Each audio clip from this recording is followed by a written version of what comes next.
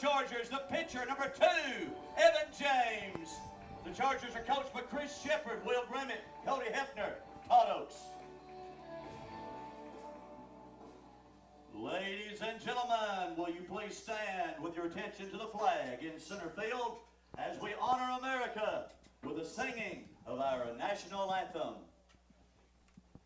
Oh, say, can you see by the dawn's early light what so proudly we hailed at the twilight's last gleaming, whose broad stripes and bright stars through the perilous fight o'er the ramparts we watched were so gallantly streaming, and the rockets' red glare, the bombs bursting in air, gave proof through the night that our flag was still there. Oh, say does that star-spangled banner yet wave o'er the land of the free and the home of the brave.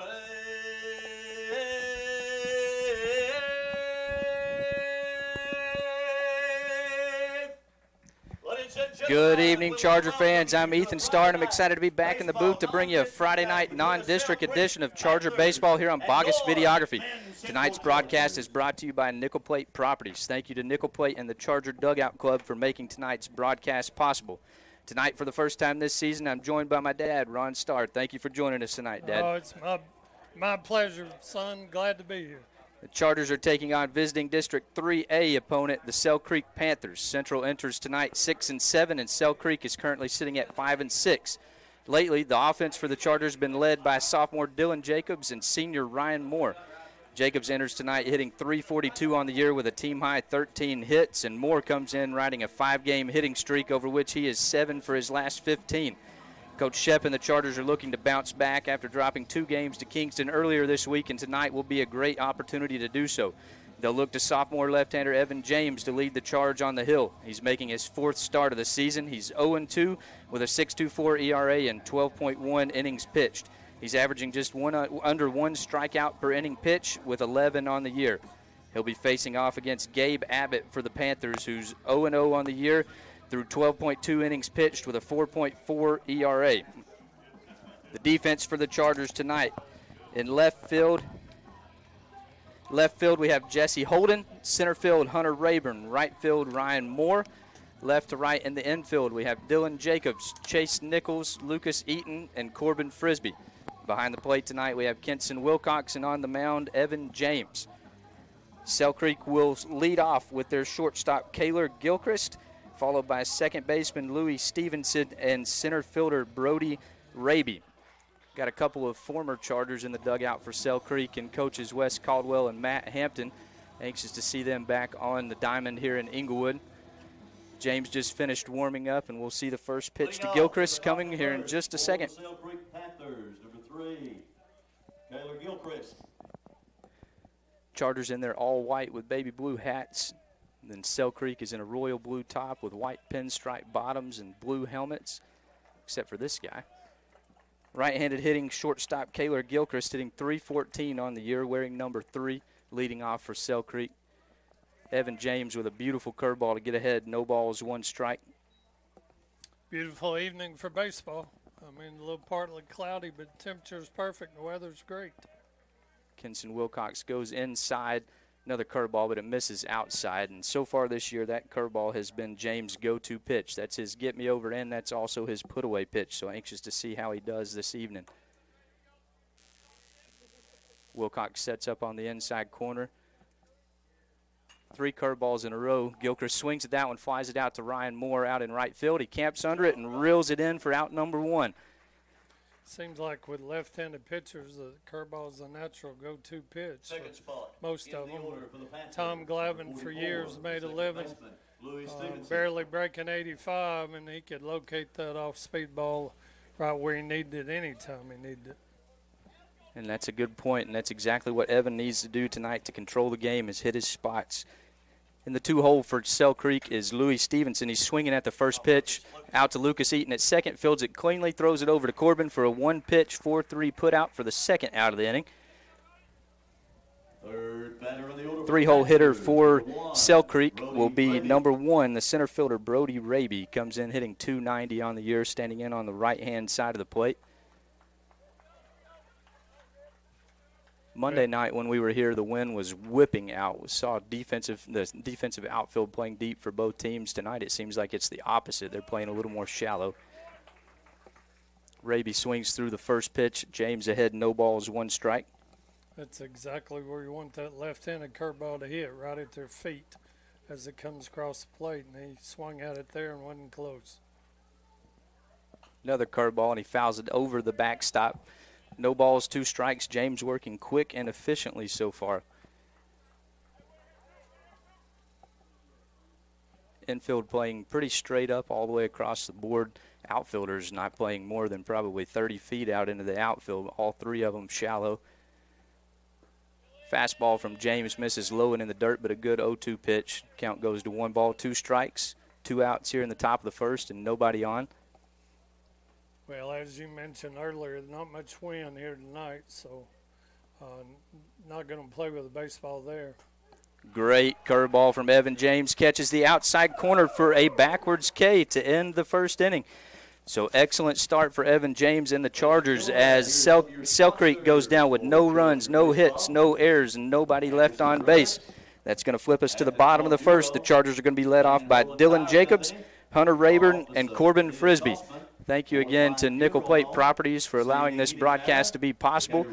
And thank you to Josh Bogus with Bogus Videography, as always, for making these things happen. We're going to take a quick break, and we'll be right back.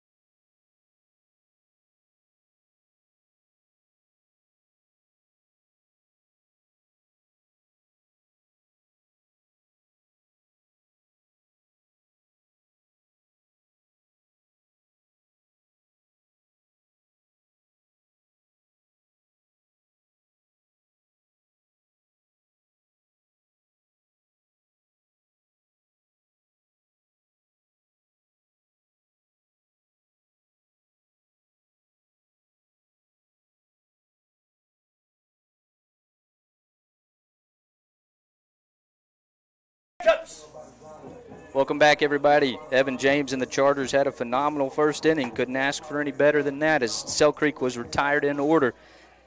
Central will be led off by left-handed hitting sophomore Dylan Jacobs. He's playing third base while Bryce Hammond is still tending to a hamstring injury, hoping that we can have his bat back in the lineup come Monday night for a district matchup with Meigs County. Starting pitcher for Cell Creek, Gabe Abbott, misses up and out with a fastball to start. 1 ball, no strikes to Dylan Jacobs, hitting .342 on the year.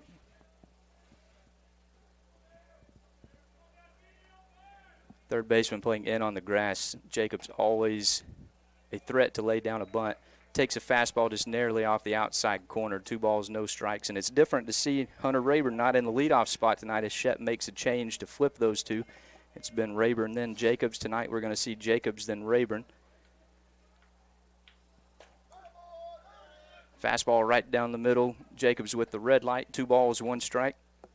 For some reason, baseball likes the left-handed hitter to hit in the number two spot, I guess, to move the leadoff hitter over in some way. Fastball misses outside. 3 balls, 1 strike.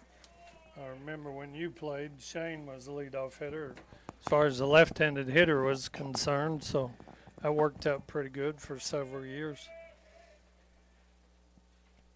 Jacobs swings through that one to bring the count full. 3 balls, 2 strikes.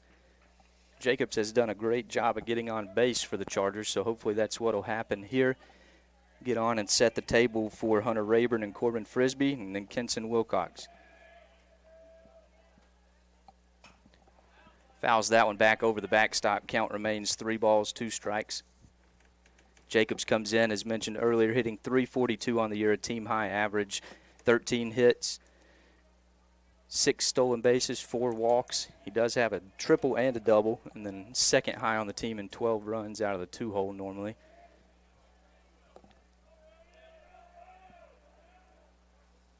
And he ropes that one right back up the middle, so good call for Shep on flipping the leadoff man there as Dylan hits that one right over the second baseman's head as he was shading towards the middle of the infield for a leadoff single for Dylan Jacobs. That brings up second for the Chargers. the 2-hole hitter, center fielder Hunter Rayburn. He's hitting .262 on the year, and his bat getting going and him finding his groove is going to be crucial for Central as we go down the stretch. Great job by the leadoff hitter. Took that ball right back up the middle. On what looked like a hanging curveball maybe, but hit that well right back up the middle to get Chargers started. So again, this year Central has been very aggressive on the base pass. Rayburn turns the bunt, but he pulls back, and Jacobs takes second on a stolen base with no throw. So great start here for the Chargers as Jacobs reaches on an infield single, still second on the first pitch. So now 1 ball, no strikes to 2-hole hitter Hunter Rayburn. Leading the team in runs scored. Fastball catches the inside corner, 1 ball, 1 strike.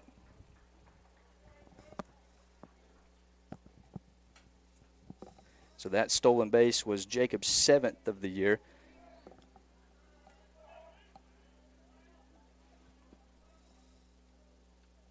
Rayburn swinging at it, and he bounces a high bouncer over there to third base, and a great play from the Cell Creek third baseman.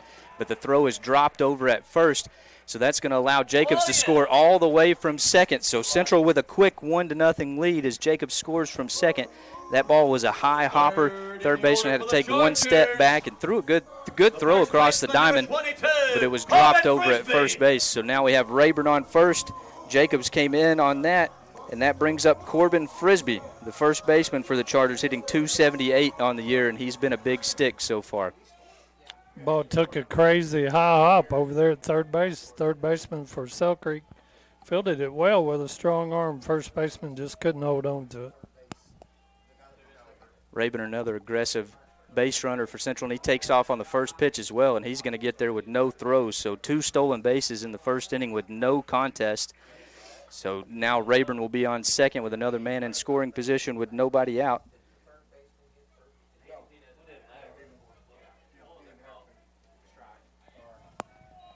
No balls, 1 strike as Frisbee took a fastball on the outside corner.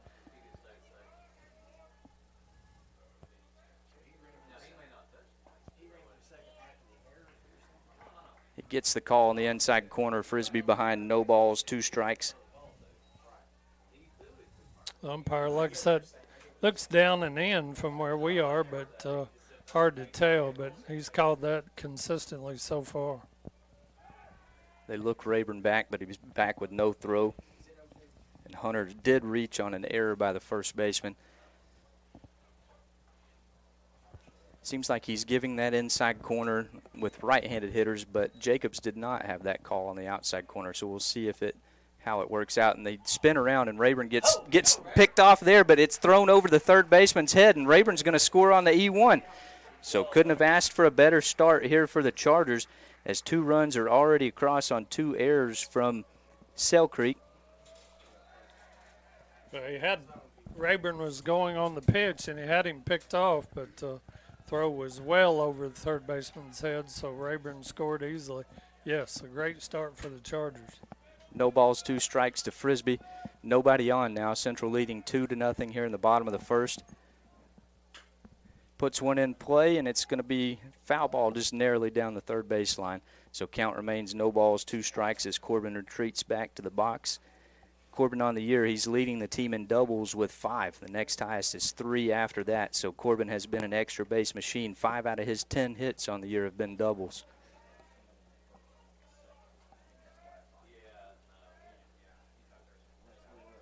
Cell Creek pitcher working out of the stretch even with nobody on. That one's on the outside corner. Frisbee puts it in play. It's popped high over to first base, but he reels it in for the first out of the inning. So pop up to the first baseman from Corbin. First out of the inning, bringing up catcher Kenson Wilcox, hitting .290 on the year. Right-handed hitting senior.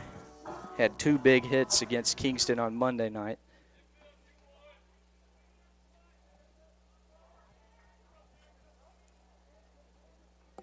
Kenson is very selective at the plate with a good eye, and that's shown on the first one as he takes a fastball low for ball 1. He leads the team in walks drawn this year with 12. 12 out of 51 walks for Central have come at the hands of Kenson Wilcox. That one takes low as well, 2 balls, no strikes. Unusual, I guess, for your four-hole hitter to draw that many walks. You want him swinging, but it's probably a good thing so far for the Chargers for him to be on base that often. Takes another one down and in the dirt. 3 balls, no strikes to Wilcox. In the on-deck circle will be Ryan Moore, who's been swinging a hot bat as of late, up to .321 on the year. Don't want to jinx him, but he's coming in riding a 5-game hitting streak tonight.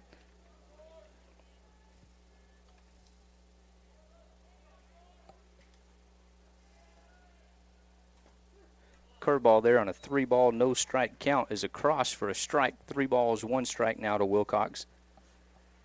Nobody on, 1 out. Central with an early 2-0 lead here in the bottom of the first. Catcher sets up outside.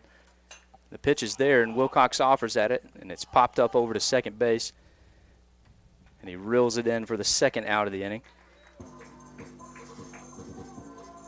Now that brings up right fielder Ryan Moore, right-handed hitting senior, wearing number 17. Again, hitting .321 on the year. The flip side of Kenson, Ryan is extremely aggressive at the plate. No walks on the year, but he has been swinging a hot bat.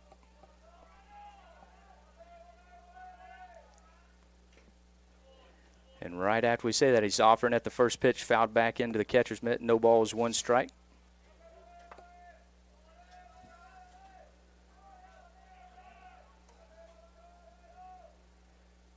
Takes that one low and outside, evens the count at 1-1.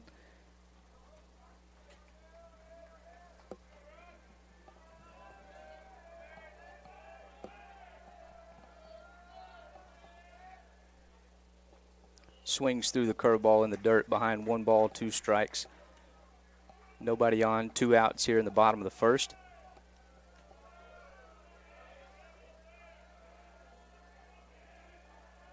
Cell Creek outfield playing extremely shallow as well. And Ryan swings through that one for strike 3. So Chargers scored 2 on 1 hit.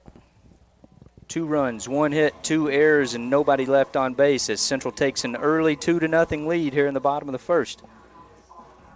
That will flip us to the top of the second, and Cell Creek will be at 4-5-6 with Dylan Cunningham, Jackson McClendon, and then Joey Bell. Thank you again to Nickel Plate Properties for allowing this broadcast to be possible, and thank you to all of our listeners tonight for joining us. We'll take a quick break, and we'll be right back.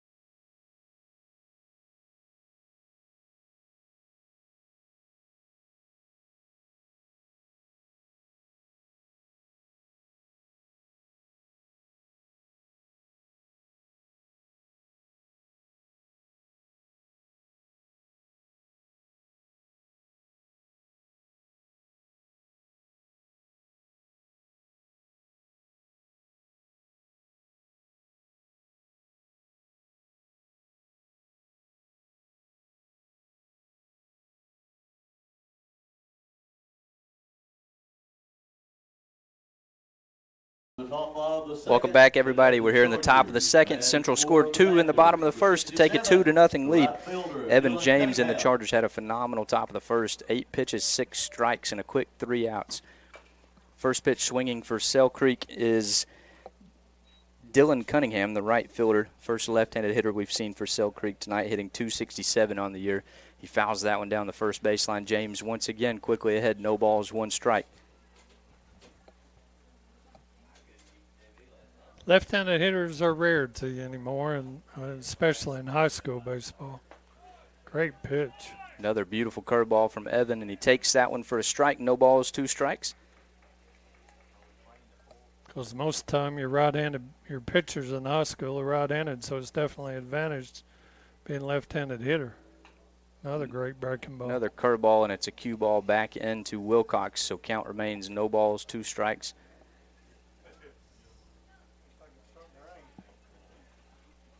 People breaking out the umbrellas here, so we might be about to get wet.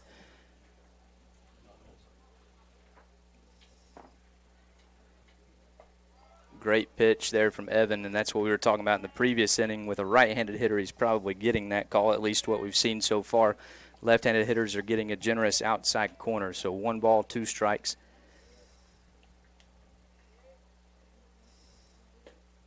Curveball misses low and inside to bring the count even at 2-2.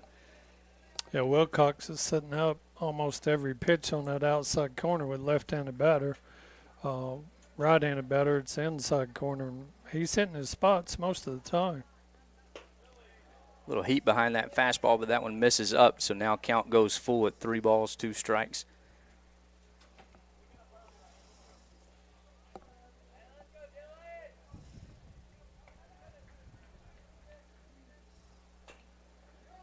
That one is fouled off of his foot, so count remains full, 3 balls, 2 strikes. 7th pitch of the at-bat incoming. Left-handed pitchers can play for a long time. By that I mean college and beyond. They're so valuable and so unique in the way that they throw and breaking ball. They can pitch for a number of years.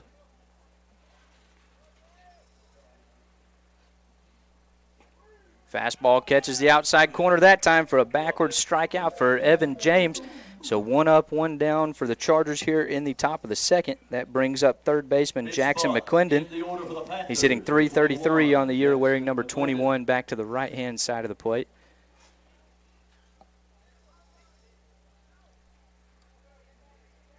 Wilcox goes outside here. Pitch misses just out. 1 ball, no strikes.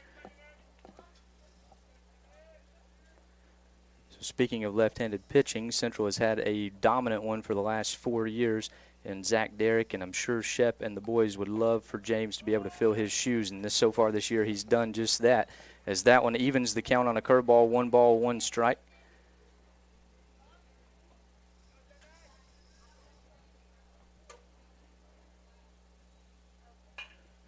Stays back on the curveball, but we were just talking about how shallow the outfielders were playing, and it's a benefit on that one as Rayburn comes in and catches it on the slide. So line drive out to Hunter Rayburn is the 2nd out of the inning. That brings up catcher Joey Bell, wearing number 99. Team high batting average, at least in the starting lineup for Sell Creek, as he's hitting .370 on the year. 99, that's an unusual number. I always think a Wild Thing is when I think of that. What was the name of that movie? I can't remember. But Major League. There you go. It's either Wild Thing or it's Manny Ramirez, one of the two. And he swings through that one. No balls, 1 strike. One and the same. He was a different player. That's different personality. Great player, different personality. Fastball misses up and out, evens the count at 1 ball, 1 strike. Two quick outs for James and the Chargers here in the top of the second.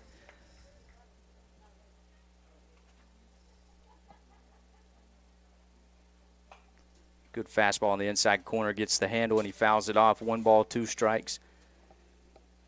I noticed the head coach for Sell Creek's back toward the dugout. I don't see him on third base or anyone on third base coaching side. That's quite unusual, or a compliment to Charger pitching, that's for sure. So that one misses way up and out of the zone. Count now even at 2-2. Yeah, that last ball hit the center field by Sell Creek's a base hit on any other day, but defense playing very shallow. Curveball misses up and out for a full count, 3 balls, 2 strikes to Bell.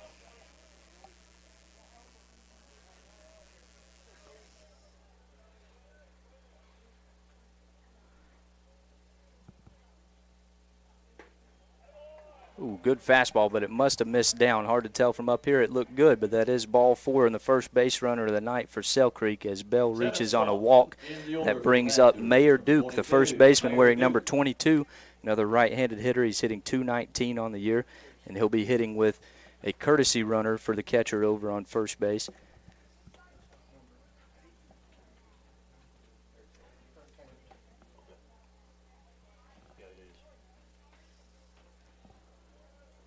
So Duke is a big kid standing in on the right-hand side of the plate. That one misses low as well. 1 ball, no strikes. First base, number 13, Eli Smith. Eli Smith, the courtesy runner for Sell Creek.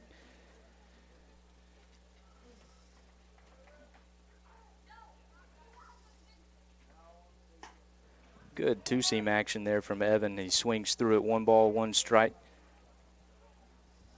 If he can hit that spot with that run, he's going to be hard to hit.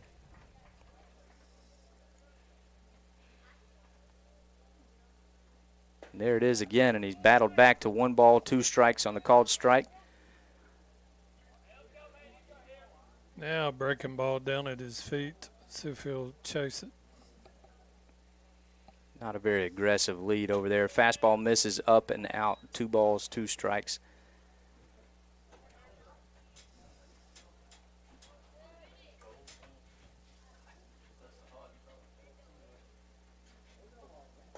He's having trouble locating the curveball here, the last 2 hitters. Hopefully he can find it back again. Wonder if the rain might be messing with it a little bit as he swaps the balls out. Count now at full at 3 balls, 2 strikes, 2 outs, and a runner on first. We'll see him in motion on the pitch. Yet to see, obviously, first base runner of the night for Sell Creek. We'll see if Evan focuses on the hitter, if he may get the guy leaning over there at first. Breaks late. That one's fouled back into the net. Count remains full.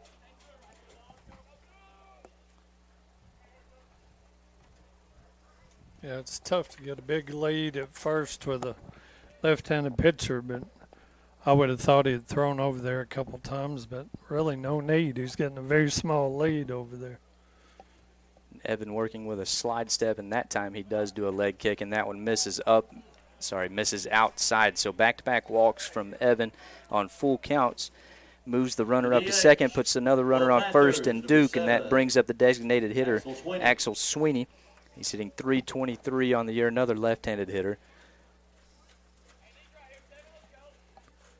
Needs to get that curveball back. It may be the water that's causing them difficulty. Check swing. He did not go around on a fastball in the inside corner, but a good pitch. 1 ball, no strikes. Not much rain, but just a little, maybe enough to affect him a little bit. That one misses up and out. 2 balls, no strikes. Runners on first and second for Sell Creek here in the top of the second. Central leading 2-0. Not holding the runner on over at first. Chase Nichols, shortstop, keeping him honest out at second. Swinging at a 2-0 pitch, and that one's flied out into right center field. Looks like Hunter is going to reel it in for the 3rd out of the inning. Nice play from Hunter as he covered a lot of ground there. So 2 walks, but no damage done as Sell Creek goes no runs, no hits, no errors, and 2 men left on base in the top of the second. That's going to bring us to the bottom of the second. The Chargers will be led off by Hudson Reed, followed by Jesse Holden and Lucas Eaton. Thank you again to Nickel Plate Properties for the opportunity to bring this to our listeners tonight, and thank you for joining us. We'll take a quick break, and we'll be right back.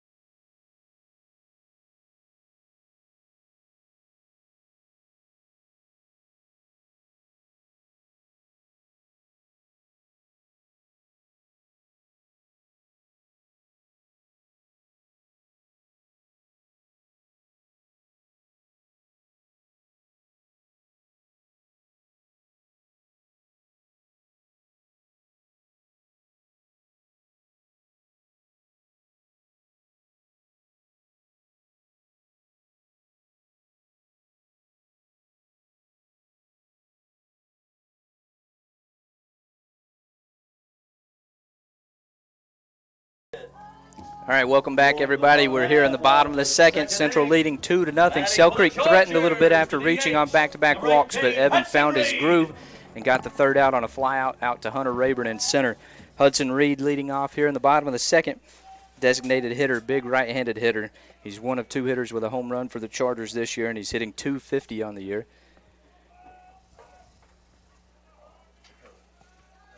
Left fielder showing a little respect to him, playing a little deeper than they have been. He's swinging at the first pitch, and he rails it into the Chargers dugout. Hopefully that did not hit anybody.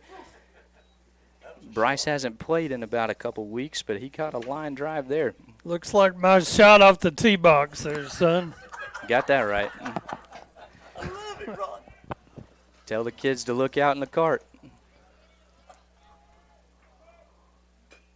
Fouls that one into his ankle. Quickly behind, no balls, 2 strikes.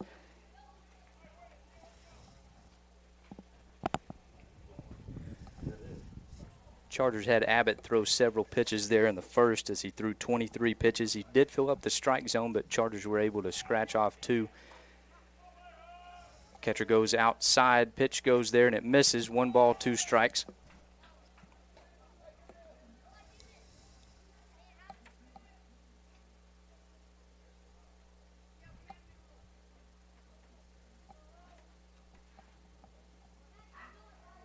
Going back outside, and it misses outside as well. So 2 balls, 2 strikes.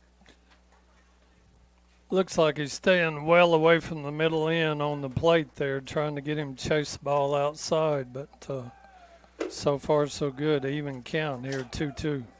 Catcher moves back inside here on a 2-2 count. And it's going to clip Hudson in the elbow, so we'll take a hit by pitch, and that'll put Hudson over on first base with nobody out, and that brings up Jesse Holden, the left fielder for the Chargers. He's hitting 200 on the year. The left fielder, number 25, Jesse Holden. I felt that. I'll tell you, that was deep. I felt it. Hudson with an aggressive lead over at first. But he does not have a stolen base on the year. That one misses up and out of the zone. 1 ball, no strikes. They have to be thinking about it if you're Sell Creek. 2 hitters that got on, 2 runners that reached, rather. First pitch, they both took off with no throw from the catcher. So even if Hudson is not going to advance, it's in their mind.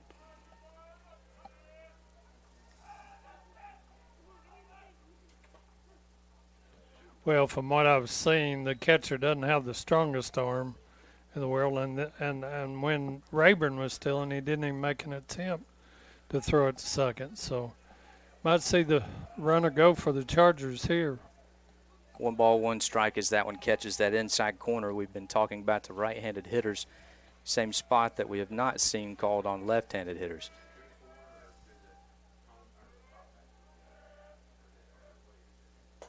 Holden takes that one up and out of the zone. 2 balls, 1 strike.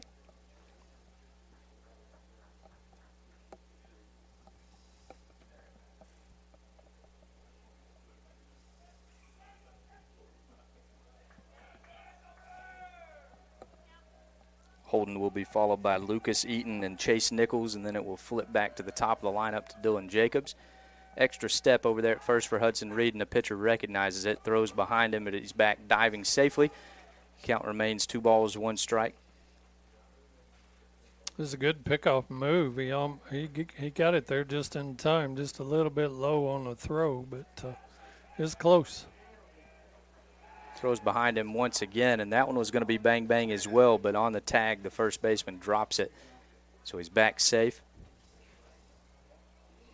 Always been a big fan of aggressive league. Back when I was teaching and coaching younger players, I wanted that 3 to 4 step lead off that bag.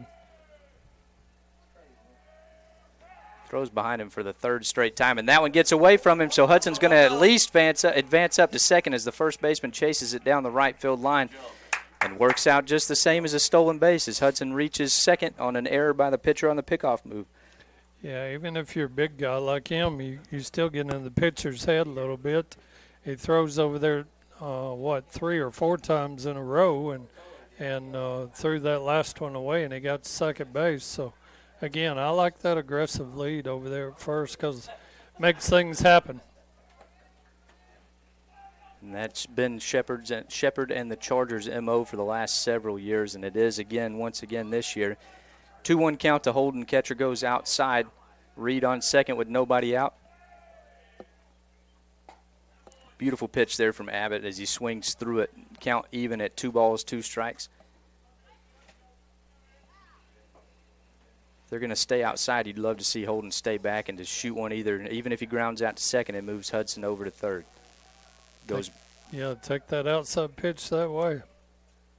Comes back inside on him, but he fights it off into the catcher. 2 balls, 2 strikes. Smart pitch there. He'd been outside to this batter most every pitch, and with 2 strikes came in and almost got the out, but foul tip kept him in the batter's box. Going back inside once again, it looks like, but they throw behind Hudson out at second. That one gets away from the shortstop as well, but not far enough for Hudson to advance. That one was going to be a close play at second as well. Well, back in the day, you know, when I was playing high school and some college, if the catcher watched the shortstop, and when you did a pickoff move, your catcher dropped his mitt, and that was the signal to the pitcher to throw to second when the catcher dropped his mitt. So, of course, from our angle, you can't see if that happened or not, but that was pretty good timing from the pitcher to the shortstop, and a good throw might have had him there. Wind's starting to pick back up out there. 2 balls, 2 strikes to Holden. He turns, but no throw back towards Reed at second.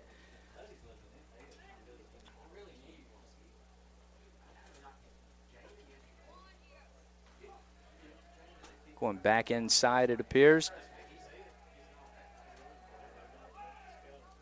That one misses up and out of the zone. Count now full to Holden at 3 balls, 2 strikes, nobody out. Runner on second and Hudson Reed.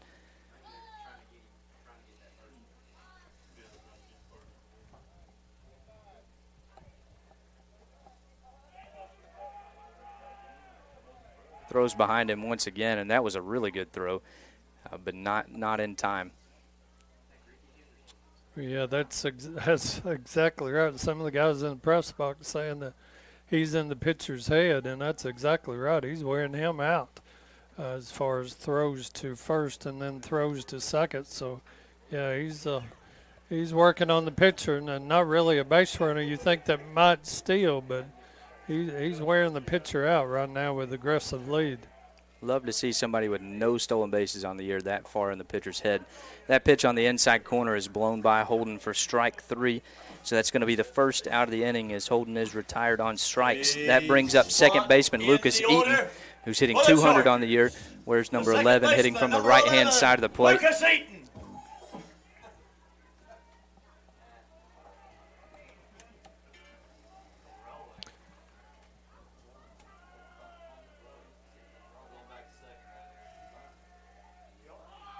Squares to bunt, and he pops it up, but it's going to get down, and nobody's covering first, so it's a foot race to the base, and he beats him there, so a bunt single for Lucas Eaton. What could have easily been a double play works out very well for the Chargers, as that one is just out of the pitcher's reach. So bunt single for Lucas Eaton, and it moves Reed over to third. Sell Creek coach coming out to question the call, but to me it looked like he was safe. That's a tough call for the in the field umpire there. That you could see that from where he is. That's difficult, but in that situation, if I'm first base coach, I'm yelling, "Get down!" So he could slide and maybe not reach you there, but worked out okay for the Chargers. So now we have men on the corners with one out, and that's going to bring up shortstop sophomore Chase Nichols. He's hitting 143 on the year, wearing number 21, standing on the right-hand side of the plate. Chase has had some good swings, just not much going his way at the plate, and this will be a big opportunity for him to break out. He saw a lot of time in the field last year as a freshman, which says a lot when you're playing middle infield as a freshman with a team that had been together for so many years. So excited for him to see him get another chance this season. Hudson is even in his head over there at third base when you know he's not going anywhere. Yeah, you would think that was a 50-50 guy over there at third base with 50 steals, but he's wearing him out as far as the pitcher's concerned.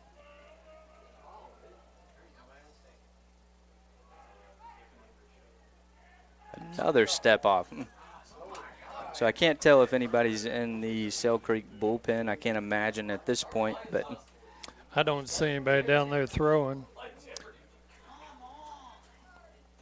Lucas Eaton with another aggressive lead over at first. Catcher sets up outside to Nichols. Pitch comes inside, but Nichols swings through it. No balls, 1 strike. Big hack there from Chase. I would not hesitate if I was Coach Shepard to send the runner from first. I don't think they're much armed there. They may do a cutoff throw where he throws it right to the pitcher, hoping to catch the runner on third off the base, but I would send him, I think, right here.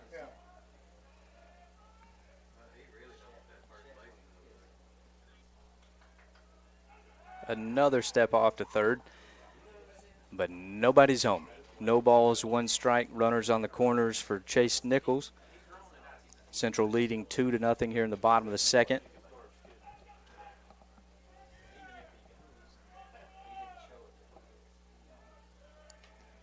Eaton takes an extra step over at first. Catcher sets up outside. Not going anywhere. And that one is taken for a strike by Nichols. No balls, 2 strikes. So now I wouldn't be surprised to see him take off on this pitch for sure. Count 0-2. Yes, probably will this time. Maybe to prevent the double play anyway. Catcher goes outside once again. He does not take off on the pitch, but Chase does a great job and stays back on the off speed and shoots it right through that 3-4 hole. That will easily score Hudson from third for an RBI single for Chase Nichols. Good job, Chase. Good piece of hitting. You couldn't place it any better. Second baseman was leaning more toward the second base in case the runner was going to steal second. So great piece of hitting right there. Brought in a run and moved the first base runner over to second. Great job. And it also flips the lineup to Dylan Jacobs, who led off the game with a single and later came around to score. Now he's hitting with men on first and second after after Eaton reached on a bunt single, moving Hudson Reed over to third. Then Nichols with a RBI single through the 3-4 hole on the right side of the infield moves Eaton up to second, scored Reed. Now we're first and second for Dylan Jacobs.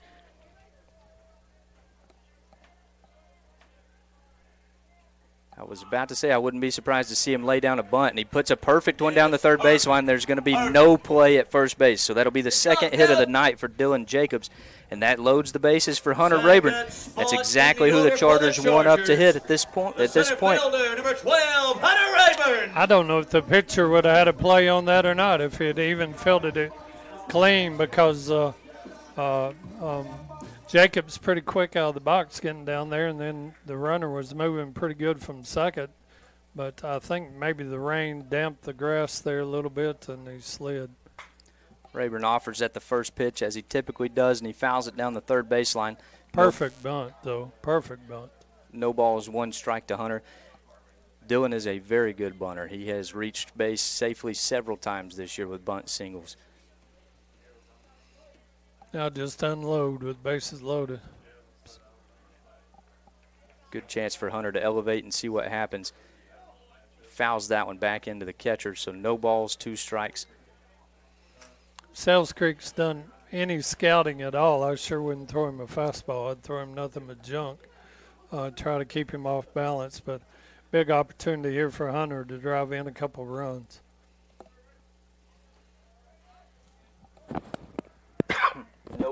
No balls, 2 strikes here to Hunter Rayburn. Bases loaded, 1 out.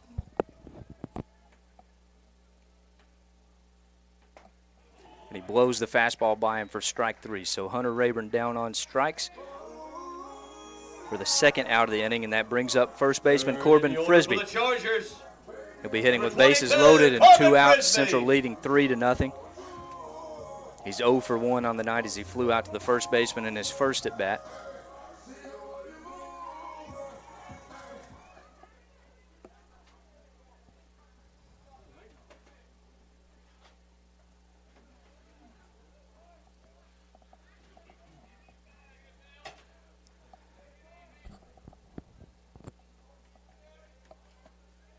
Eaton on third, Nichols on second. Jacobs on first. Frisbee offers at that one. No balls, 1 strike. Don't want to leave them juiced here with 2 outs. Punch something through the hole, if nothing else, get a couple runs out of this. Catcher goes outside. Good pitch, but they have not seen the outside corner be called a strike to either the right-hand or left-handed hitters, as that one misses outside. 1 ball, 1 strike. That's where you want to live if you're a pitcher in this situation. Stay on that outside corner, stay out power zone toward the middle end. Corbin fouls that one back into the net. 1 ball, 2 strikes.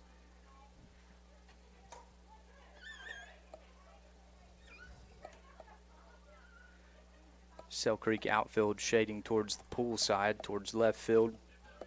Third base playing a couple steps behind the bag. Shortstop, second base playing fairly straight up. First base opting not to hold the runner on, playing behind him. Catcher goes back outside. 1 ball, 2 strikes. Corbin ropes one over the third baseman's head for at least 1 RBI. Nichols with good wills comes rounding third and the throw's home, but it's nowhere near in time, and that allows Corbin to advance to second on the throw. So 2 RBI single from Corbin makes this game 5-0 here in the bottom of the second. That's a clutch hit. What was the count? 2-2. That's a clutch hit right there. In a situation with 2 outs with bases loaded, you want that number 3 hitter drive in some runs, and he came up big right there. So big-time swing from Corbin brings up Kenson Wilcox, who will be hitting with men on second and third. 2 outs here in the bottom of the second. That 2 RBI single from Corbin puts the Chargers up 5-0. Kenson, first pitch swinging, fouls it over the net. No balls, 1 strike.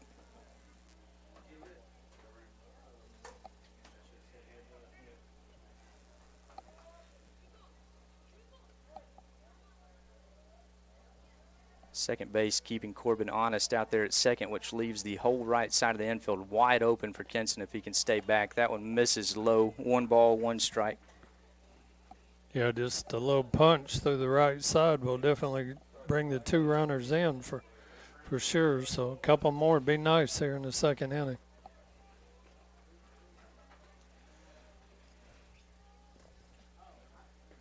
Kenson swings through a curveball behind. 1 ball, 2 strikes.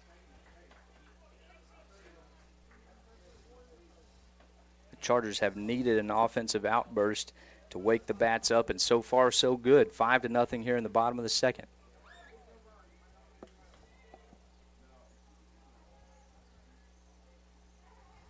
That one misses outside and in the dirt, but the catcher keeps it in front of him to keep the runners home. 2 balls, 2 strikes, 2 outs, 2 men on. Killing me, Smalls. Something smells good from the concession stand, that's for sure. I don't know what it is, but making us fat boy hungry here. Maybe hamburgers. You'll have to go get me one, son, here in a little bit. Oh, Kenson puts a charge into that one, and the left fielder's retreating. And it's over his head, but it bounces over the wall for a ground rule double. So 2 RBI double from Kenson Wilcox makes this game 7-0 as the Chargers look to blow it wide open. Well, the playing shallow hurt them that time. I don't understand defensively when your number 3 and 4 hitters are up with men on, you want to play deep, not let the ball get over your head, keep it in front. But he hit that one well. 1 bounce and a ground rule double. 2 more runs in for the Chargers. So back-to-back 2 RBI hits from Corbin Frisbee, and Kenson Wilcox makes this a 7-0 game here in the bottom of the second. That brings up Brian Moore, hitting with Austin Evans out on second, pinch running for Kenson Wilcox. More aggressive. It's a slow roller out to shortstop. That's going to be a tough play. He fields it cleanly and throws it away over at first, so that's going to bring the 8th run of the night across the board for the Chargers. And Moore will reach on an E6, which scores Austin Evans out from second base. You always heard good things happen. Just put the ball in play. Good things can happen for the hitter. That time just a slow roller. A difficult play for the shortstop. He had to come hard, but he made the play, but just couldn't make the throw. Another run in for the Chargers. Big inning for the Big Blue. So Hudson Reed got this party started with a hit by pitch, and then he got deep inside of the Sell Creek pitcher's head, and things started to unravel very quickly as the Chargers have scored 6 here in the bottom of the second, majority of those being on 2 outs. So now Hudson Reed hitting with Ryan Moore over on first. Hudson takes a curveball for strike 1. No balls, 1 strike.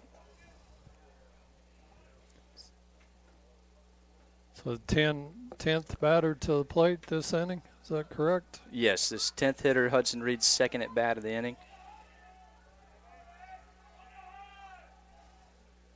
He's swinging at that one, but the fastball blew him away. So no balls, 2 strikes. He would probably like to have that one back. Yeah, it's just hard to lay off the high fastball. It's difficult when you're a big guy, too. You see one up there around your chest, it's just hard to lay off of it.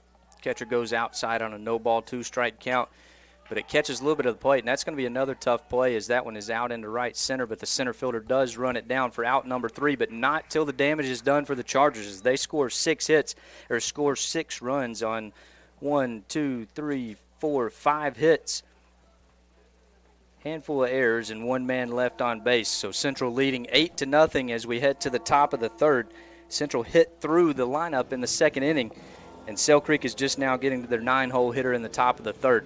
Evan James still in the game. He's done a good job, battled adversity there in the last inning, got out of it with no damage, so we'll see if he can keep that rolling here in the top of the third. Thank you again to Nickel Plate Properties for allowing tonight to be possible, and thank you all for joining us. We're going to take a quick break, and we'll be right back.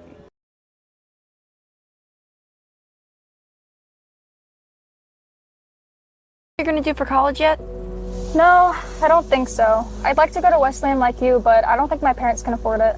I bet they can. I qualified for a program and I'm going to TW tuition free. Really? How is that? The TWU Pledge. It's a program they offer to local high school students that basically helps with their tuition. You should check it out. Will do. Can you send me that link? Yeah. Don't let anything stand in the way when excellence is within reach. Tennessee Wesleyan University is the best value in higher education for East Tennesseans. Tennessee Wesleyan, where dreams meet affordability.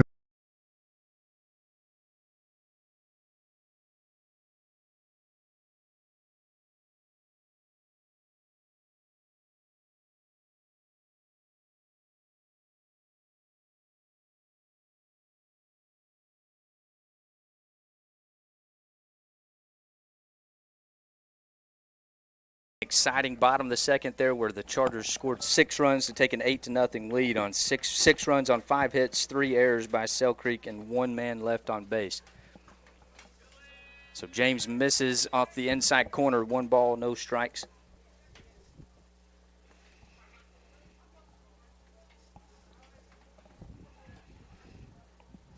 Excuse me, you may have already said this, but no hits so far for Sell Creek, or do they have a hit? Well, I refuse to answer that question at the moment. Okay, there you go. So that should tell you all you need to know. Well, yep, let's change the subject then. So James misses outside, 2 balls, no strikes. Offers at that one, but he peels it back. So that count will go now to 3 balls, no strikes on a pitch that gets to the backstop.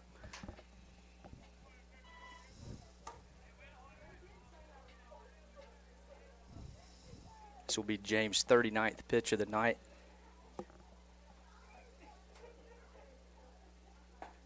And it's a good one. Fastball, 3 balls, 1 strike. Gabriel Hodges, the left fielder for Sell Creek, in the box. Left-handed hitter hitting .333 on the year. Another good fastball, but it must have missed low, and that's ball 4. So he'll take first base on the walk. And that flips the lineup for Sell Creek to Kaylor Gilchrist. Shortstop, he flew out to Moore out in right field to start the game. Well, it's tough. You never want to walk the number 9 hitter with leadoff hitter on deck in any situation, but that's tough there. It looked like a good pitch. Curveball misses outside, 1 ball, no strikes.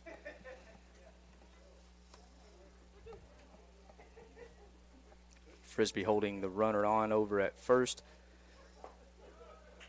Good pitch there from Evan, catches the inside corner, 1 ball, 1 strike.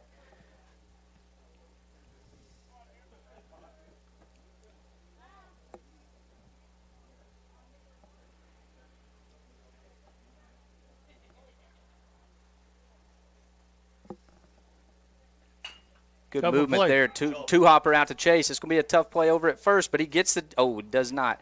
So he steps and gets the out there at second, but Gilchrist will reach on the fielder's choice as the throw gets away from Frisbee over at first. So that will be the first out of the inning on the 6 unassisted put out there at second by Chase, and that brings up the 2-hole hitter, Louis Stevenson. He grounded out to Eaton out at second in the top of the first. Sitting now with a man on first after Gilchrist reached.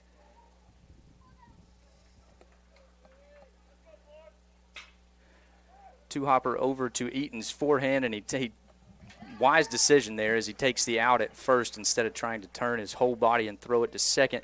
So that will advance the runner to second on the 4-3 put out for the second out of the inning. Yeah, very good decision by Lucas Eaton there.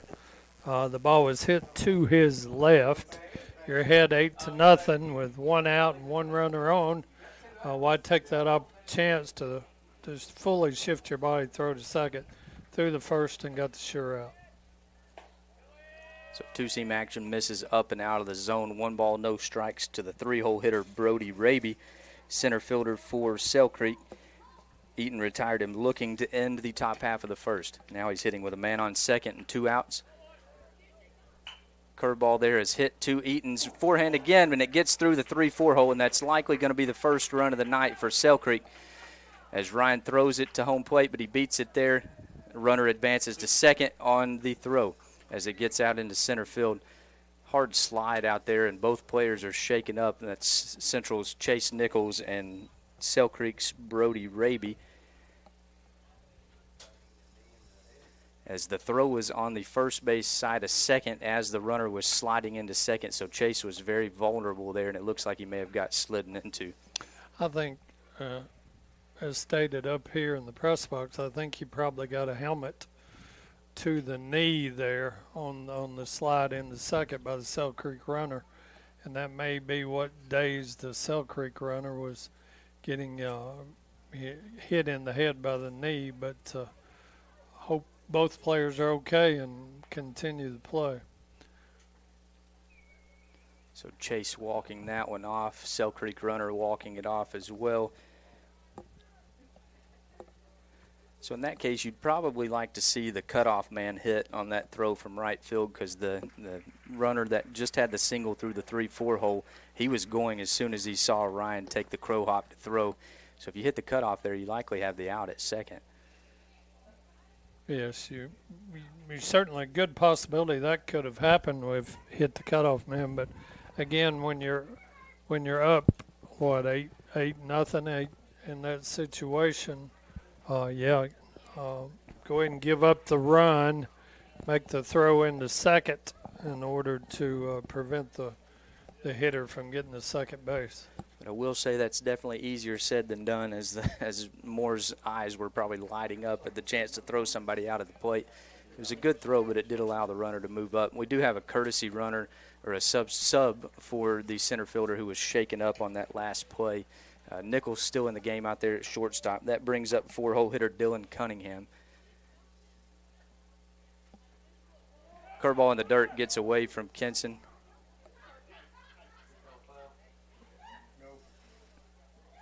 For the Panthers, They're bringing the runner back to second. I'm not sure if that was a foul ball or if there was time. What happened there?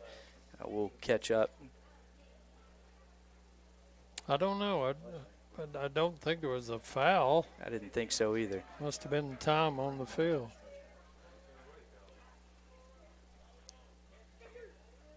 So good bounce back there from Evan. Really good curveball in the inside corner, but he didn't get the call. So we're going to say the count is 1 ball, no strikes.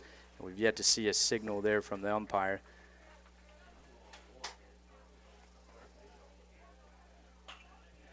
Pitch on the inside corner, but Moore is playing very shallow out there in right field, only a couple steps out of the grass, and it plays to Chargers' benefit as that ball looked like it was going to get down for an RBI single, but Moore reels it in to end the inning. So Sell Creek does score their first run of the night on 1 hit, no errors, and 1 man left on base. So that's going to send us to the bottom of the third. Central leading 8-1. And we will be at Jesse Holden, Lucas Eaton, and Chase Nichols to start the third. Thank you again to Nickel Plate Properties for allowing us to broadcast tonight. We appreciate your support. I know the boys do as well. And thank you to Bogus Videography for allowing the platform and all the work that he puts in to allow us to bring local athletics to you guys at home. Thank you for joining us. We're going to take a quick break, and we'll be right back.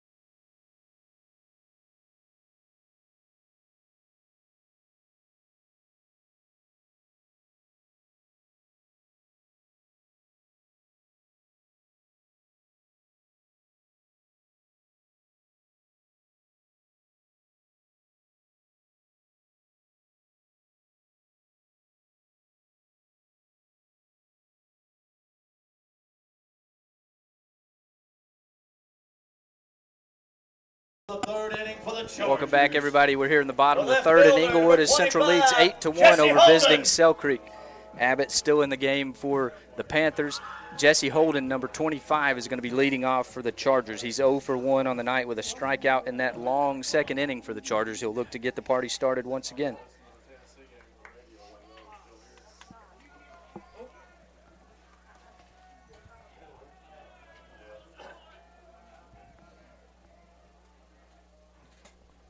Well, the Braves open up tonight. A big Braves fan, always have been. My dad raised me. Sometimes I curse him in his grave for making me be a Braves fan. It gets difficult at times. Holden takes that one for a first pitch strike. No balls, 1 strike. Chris Sales on the mound for the Braves tonight, and more players on the injured reserve than they have in the dugout, I believe. Swings at that one. It's going to be a two-hopper over to the third baseman. Long throw, but he makes a really good one across the diamond and retires Holden on the 5-3 putout. Eighth spot in the order for the Chargers. So, yep, The looking second forward. baseman, Evan has been number channeling 11, his inner Chris Lucas Sell Eaton. tonight, so hopefully we'll see that good performance out of Chris as well. Big Orange play at 10 o'clock. Talk about coffee here in the press box earlier. I may have to have one tonight to stay awake to watch all that one. For sure. That one was up and out of the zone, but he offered at it and fouls it off. No balls, 1 strike to Lucas Eaton, who reached on a bunt single and later came around to score in the second. So he's 1 for 1 on the night with a run scored.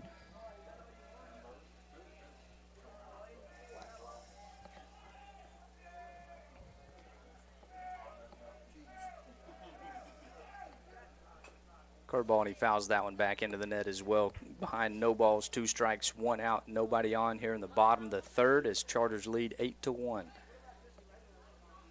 Great time of the year to be a sports fan as far as March Madness, baseball kicking off, and just a great time to be a sports fan this time of year. Eaton swings through, strike 3 on that one for the second out of the inning. That's going to bring up Chase Nichols, the shortstop, who had an RBI single through the 3-4 hole in the second inning, then later came around to score as well. He's 1 for 1 on the night, hitting with nobody on and 2 outs, looking to see if he can get on and flip the lineup to where everything happened last inning. That fastball from the Sells Creek pitcher had a little more giddy up on it than what he's thrown up to that point. Off speed, misses inside, 1 ball, no strikes on a good take by Chase.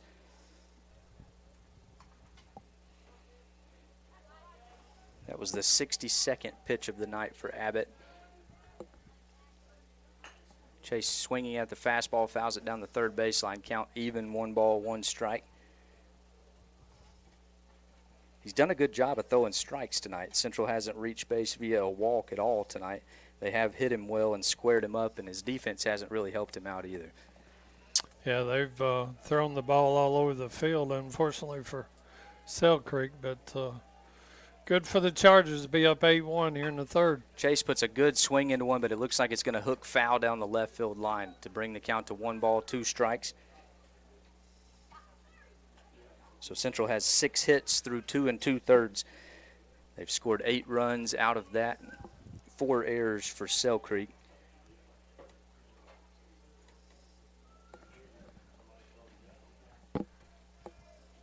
One ball, 2 strikes, 2 outs to Chase Nichols. Catcher goes outside for Sell Creek. Pitch misses inside. Count even, 2 balls, 2 strikes.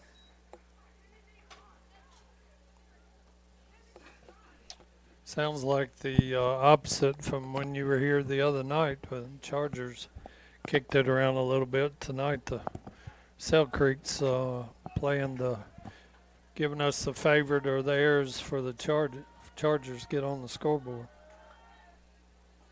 That one misses down and in as well. 3 balls, 2 strikes, 2 outs, and you're exactly right. It is good to see the flip side of that tonight, and the Chargers have taken advantage of it as well. 6 hits for 8 runs. Exactly the kind of night so far that the Chargers have needed. It's going to be a tough play on a 2-hopper up the middle. Shortstop fields it cleanly, flips it across the diamond for the out. So Central, after a big second inning, goes 3 up, 3 down on the 6-3 put out here in the third. But they will flip back to the top of the lineup to start the 4th inning. So Sell Creek comes to hit here in the top of the 4th. Central leading 8-1. They'll be at 5, 6, 7 with Jackson McClendon, Joey Bell, and Mayor Duke. Evan James throwing a good game. His defense is doing their job behind him. Chargers leading 8-1. We're going to take a quick break, and we'll be right back.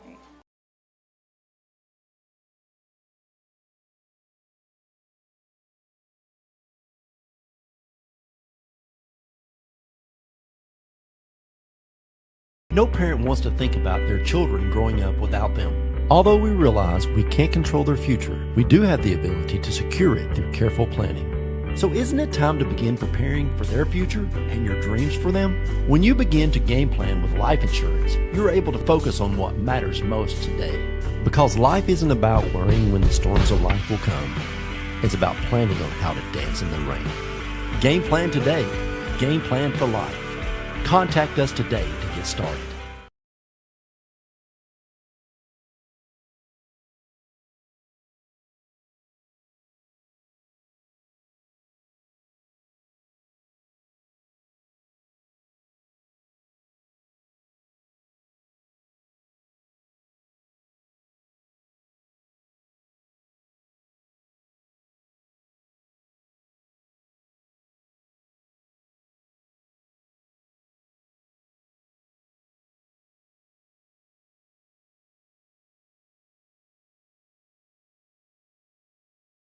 Chargers.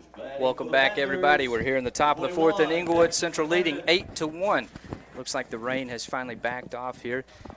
Evan James still in the game for the Chargers. He's done a great job so far. Sell Creek at 5, 6, 7. That one misses inside to McClendon. He is 0 for 1 on the night. He lined out to left field in his first at bat.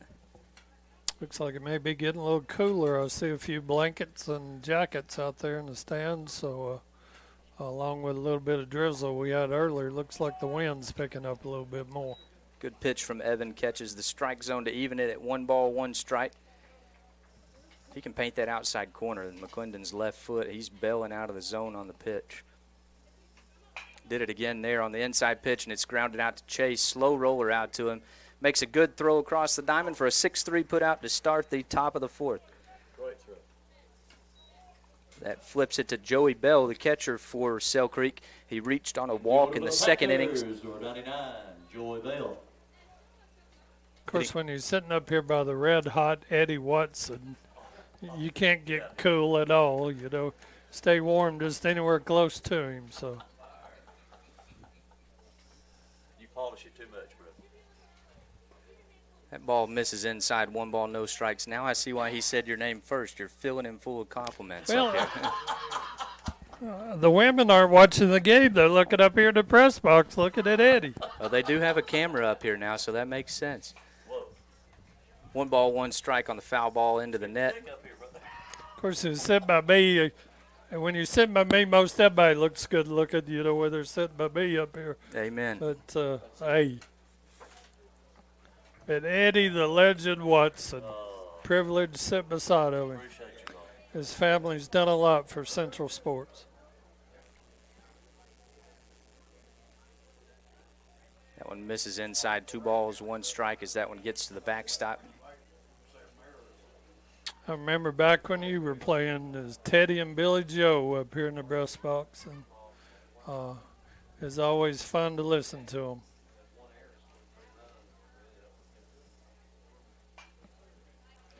Foul ball over the Cell Creek dugout, evens the count at 2 balls, 2 strikes. My Uncle George, who played ball with Eddie's dad, Ted, always said he couldn't believe Ted was a minister because couldn't ever get him to say 10 words, you know, on the ball field or in the classroom. So he always asked about Ted whenever I was around him. Pitch from James misses up and out of the zone. Full count, 3 balls, 2 strikes, 1 out, nobody on. Sorry, I chased that rabbit, son. Hey, it's okay. He offers at the pitch up and out of the zone, but he pulls it back, so he'll reach first on his 2nd walk of the night. So that will put a man on first and 1 out and bring up Mayor Duke, the first baseman for Cell Creek. He also reached on a walk in the 2nd inning. Right-handed hitting first baseman wearing number 22, hitting .219 on the year. Number 13, Eli Smith, courtesy running out there at first base.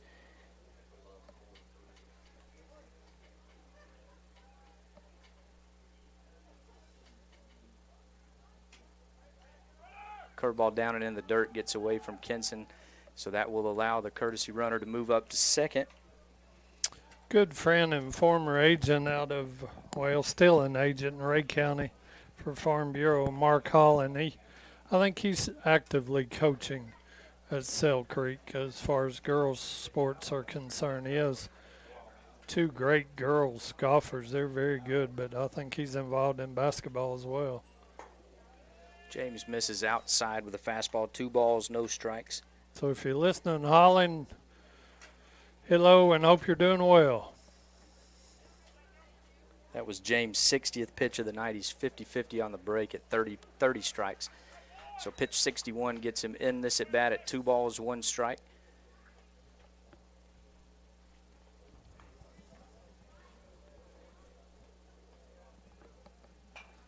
Swings at that one and fouls it over the net to bring it even. 2 balls, 2 strikes, 1 out. Runner on 2nd. Central leading 8-1 here in the top of the 4th.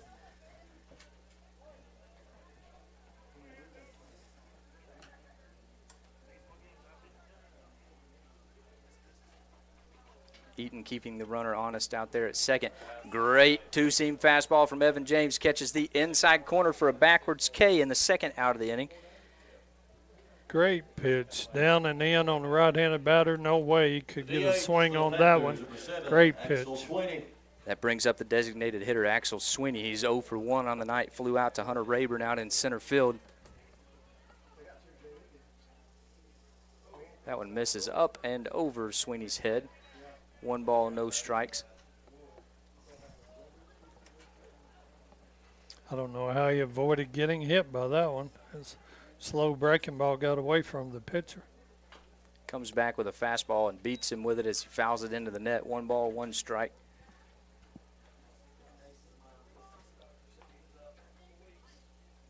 He's done a good job of mixing up speeds, and for the most part, he's had control of both pitches. That one misses outside, but not a bad miss. 2 balls, 1 strike.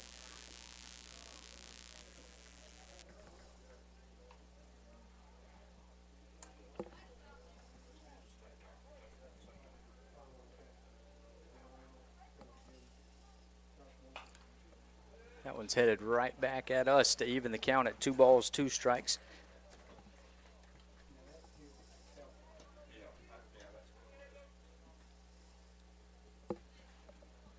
Two balls, 2 strikes, 2 outs. Runner on 2nd, left-handed hitting Axel Sweeney at the plate for Cell Creek.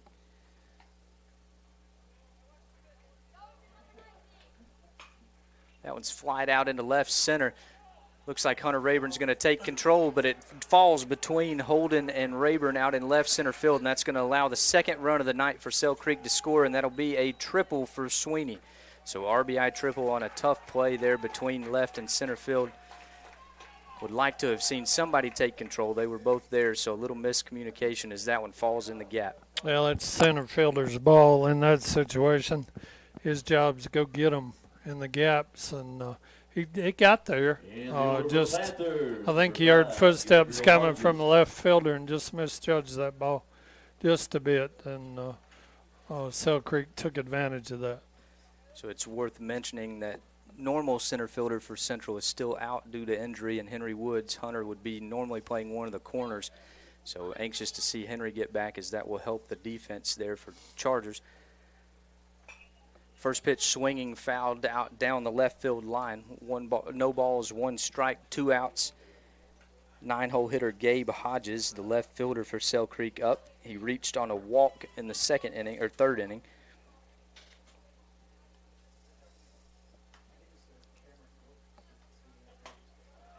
Good pitch, but we have not been getting that outside corner for either team. So now 1 ball, 1 strike.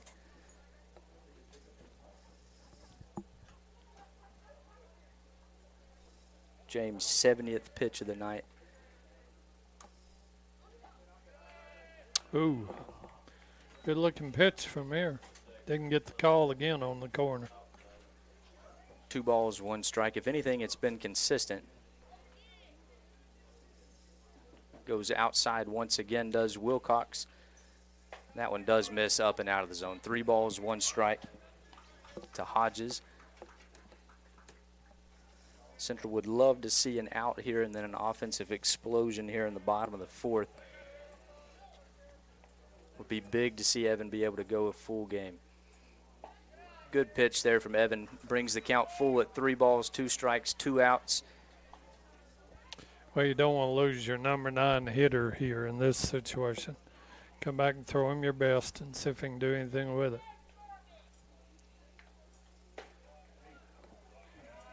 Does not get the call on the upper side of the zone, so that will be ball 4 on what appeared to be a good pitch from up here, but it must have been up and out. So that will put runners on the corners for leadoff hitter Kaylor Gilchrist. He's 0 for 2 on the night. Flew out to right field and then reached on a fielder's choice and later came around to score last inning in the 3rd. Wilcox going to take a veteran move here and go try to talk to James for a few minutes, give him a chance to take a breath. And then Will Grimmett, pitching coach, will follow suit. Can't really see the bullpen from here, see if anyone in the Charger bullpen's throwing.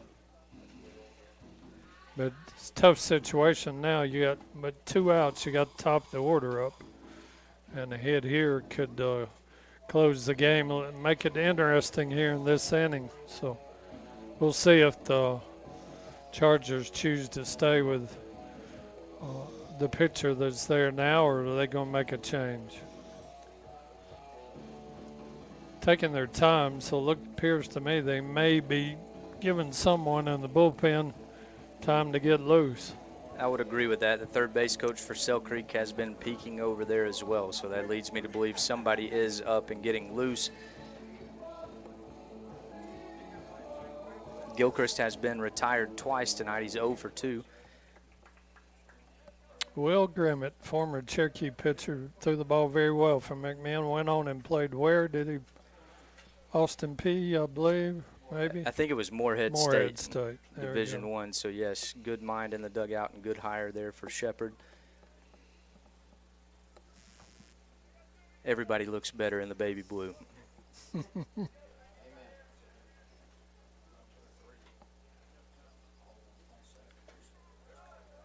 Still not getting that outside corner as that one misses out. 1 ball, no strikes.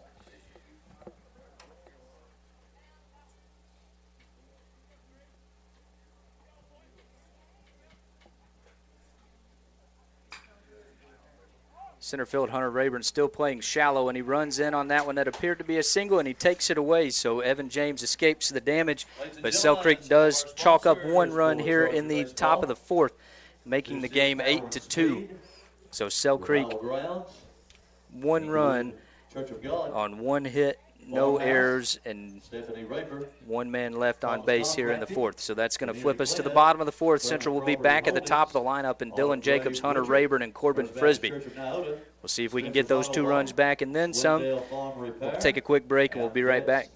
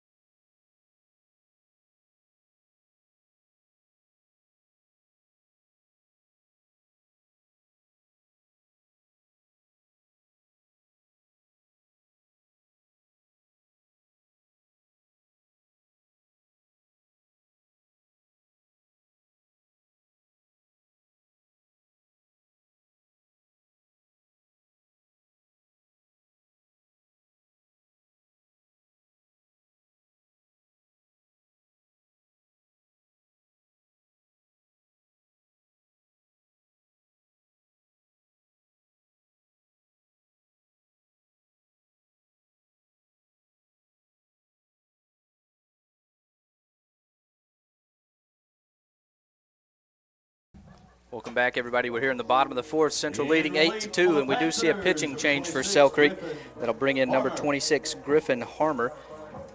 Right-handed pitcher with a 2.33 ERA on the year. The final line on their starter, Gabe Abbott, was 3 innings pitched, 6 hits, 8 runs, 5 of them being earned, no walks, and 4 strikeouts. Dylan Jacobs leading off here in the fourth for Central. First pitch swinging, going to ground it out to second base. It's fielded cleanly. Good throw to first, retires Dylan on a 4-3 put out to start the fourth. Second batter in the order for the Chargers. That brings up Hunter Rayburn playing center field tonight. 12, Hunter He's Rayburn. 0 for 2 on the night. He reached on an error in the first, later came around to score, and then struck out in his next at bat. Hitting now with nobody on and 1 out.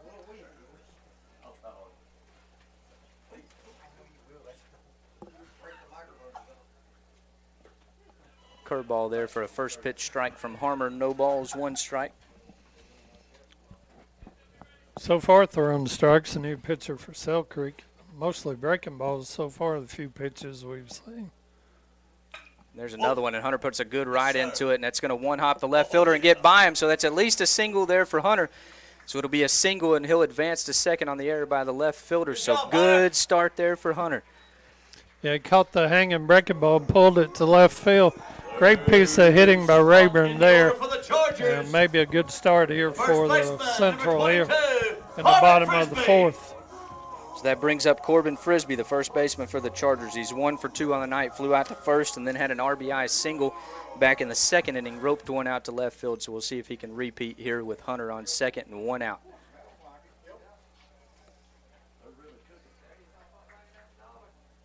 Second baseman keeping Hunter honest out there at second. That fastball misses in the dirt. 1 ball, no strikes.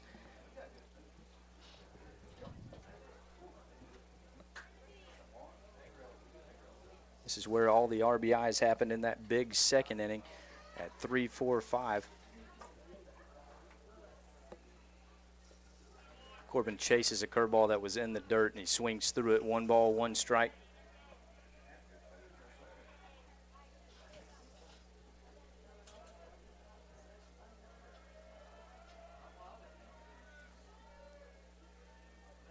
Catcher goes back outside. And pitch misses low. 2 balls, 1 strike. Speed patient, good location so far from this from this arm for Cell Creek. He's in and around the plate everywhere. He's going to get one across the middle here in a minute, and Frisbee will take advantage of it. That one misses low and outside and in the dirt. Catcher keeps it in front of him, keeps Rayburn out at second. 3 balls, 1 strike.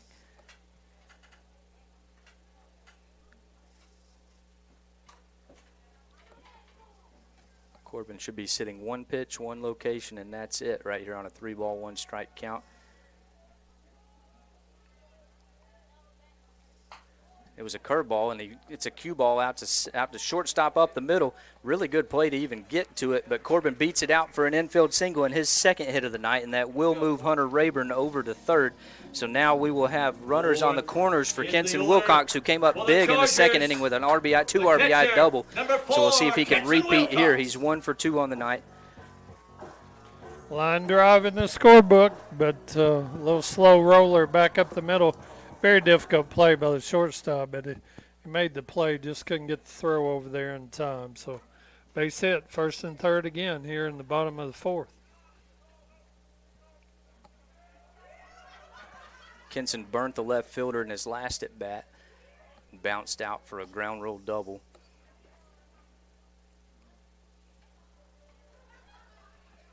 Looks like he's not going to let that happen this time, as he is playing almost on the warning track in left field. Center fielder and right fielder playing extremely shallow. Pitch misses low and outside, 1 ball, no strikes. And again, Kenson is very patient at the plate looking for his pitch.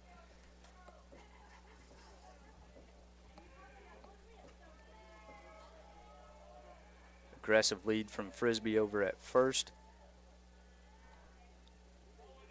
They step off and looking back, but no action. Saw that a few times in the previous, there was the 2nd inning where they faked to step off the back and fake to third and acted like they were going to throw to first in a 1st and 3rd situation. So another aggressive lead from Frisbee. Does not take off on the pitch, and that one misses inside, so 2 balls, no strikes to Wilcox.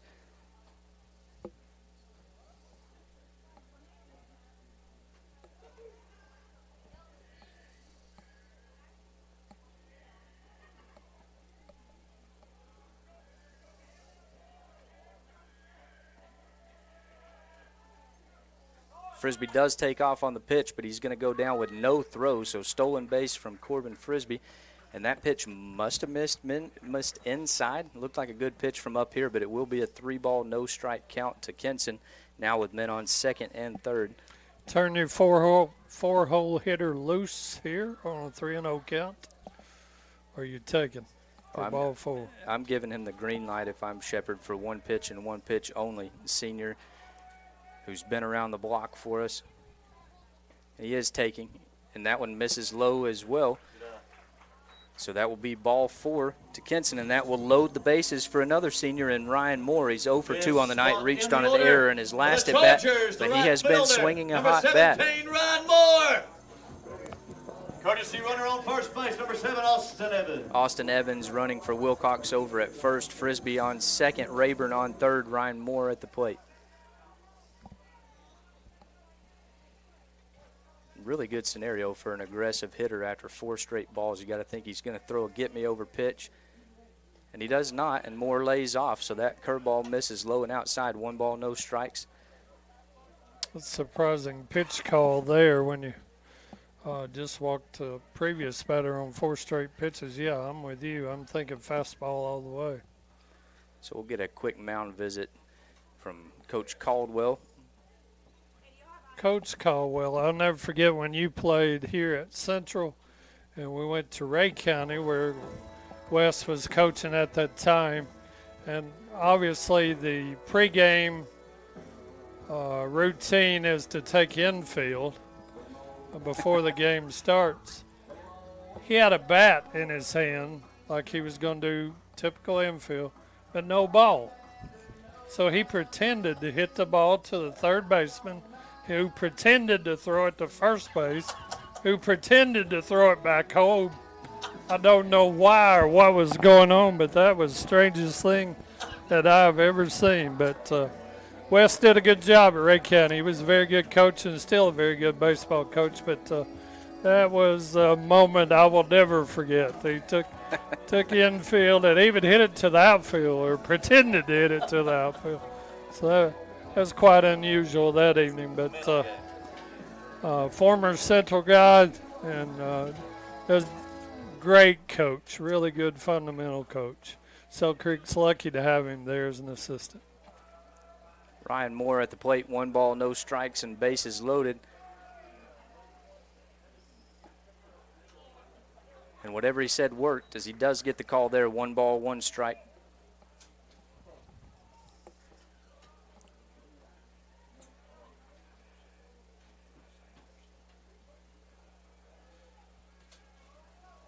Infield playing straight up, nobody in. Moore chases a curveball that was out of the zone, and he swings through it. 1 ball, 2 strikes. That's a good pitch to throw out of the zone, breaking ball to an aggressive hitter. He wants to put the ball in play here with bases loaded. Good pitch decision by the Sell Creek pitcher. Catcher sets up outside. Pitch goes out there, and Moore swings through it for strike 3. So that's the second out of the inning.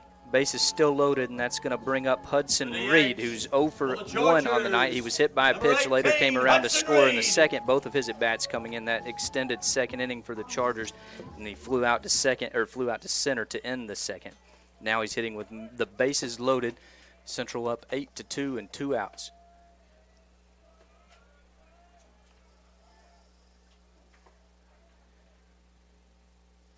Heavy dose of curveballs that are on the outside corner, and we have not seen that outside corner called until right then. Curveball does catch it apparently. No balls, 1 strike. It looked a little outside to me, but got the call.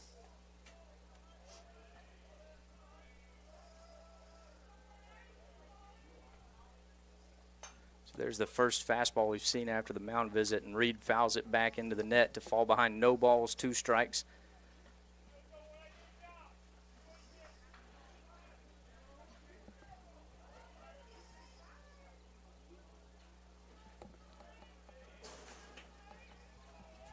Got to see Hudson Reed put the ball in play here and make him make a play.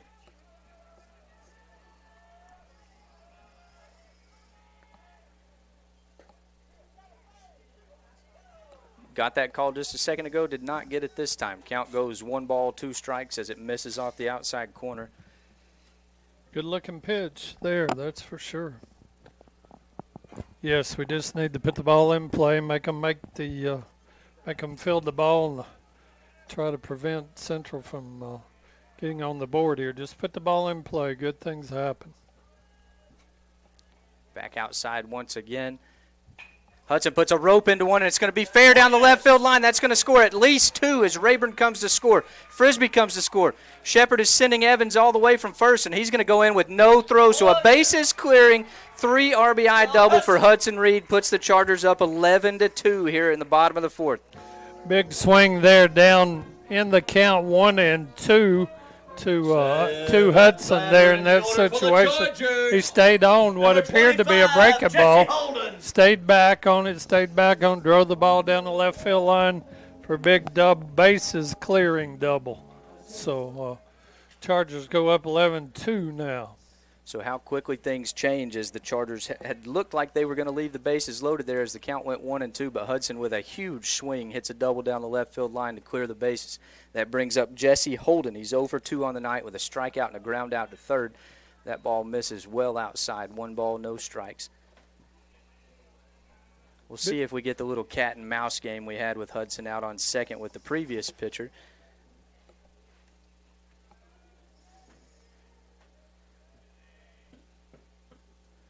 Surely not down 11-2. I wouldn't think you would see that going on, but it sure did happen earlier, that's for sure. And I guess it broke that second inning out, created that 6-run second inning there with his base running. You're exactly right, and that pitch misses low, so Holden ahead, 2 balls, no strikes. 2 outs, man on second. Central has scored 3 after the big double from Reed. Currently leading 11-2. If they can scratch off 1 more run here in the bottom of the 4th and then hold them in the 5th, it'll be ball game. So that would be perfect for the Chargers.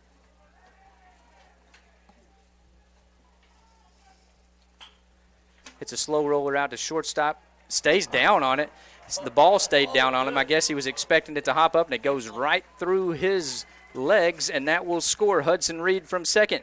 So that will be the 10th run to get the 10-run lead here in the bottom of the fourth as Holden reaches on an E6. Number 5, Bryce Hammond.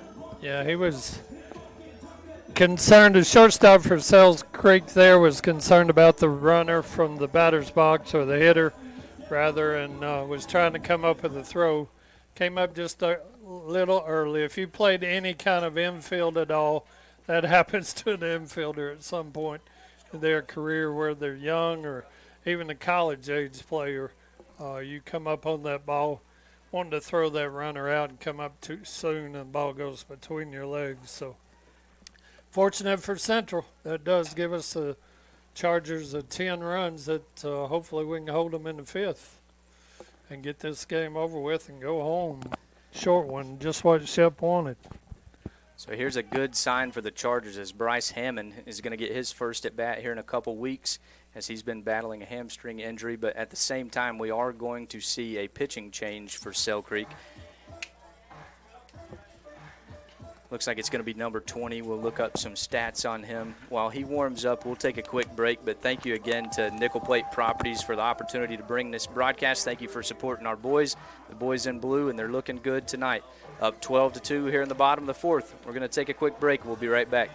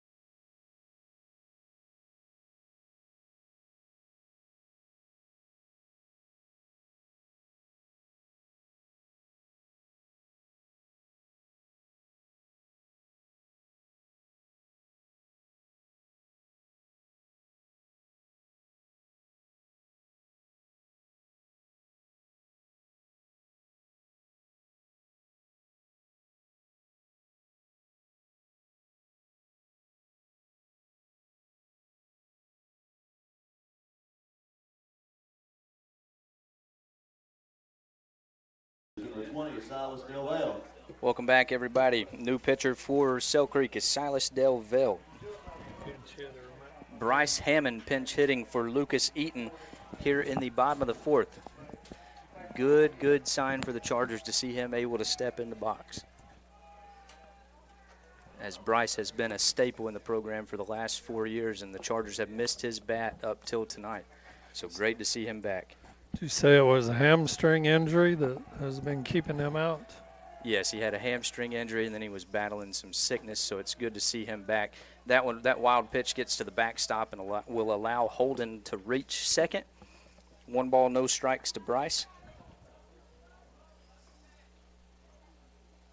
Yeah, it's always good to get a veteran hitter, veteran player back in the lineup. Hopefully get a good swing here. Looks like this is Delvell's first appearance of the year for Sell Creek. That one misses up and out of the zone. 2 balls, no strikes to Bryce, and you know he is itching to be able to swing the bat.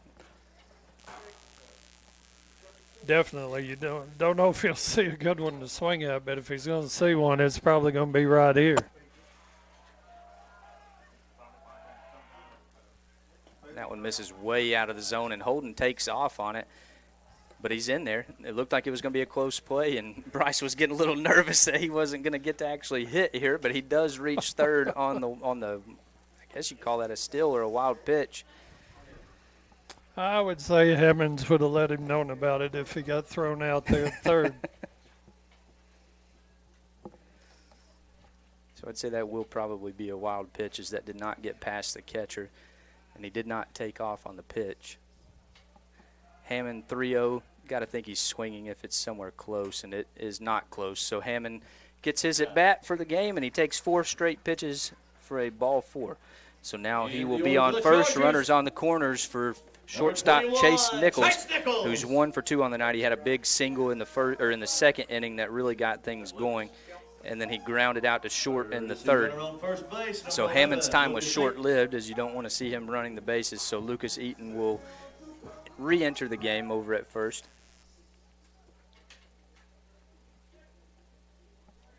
Good decision. You don't want to see Hammonds do more damage to the hamstring in a 12-2 game, that's for sure.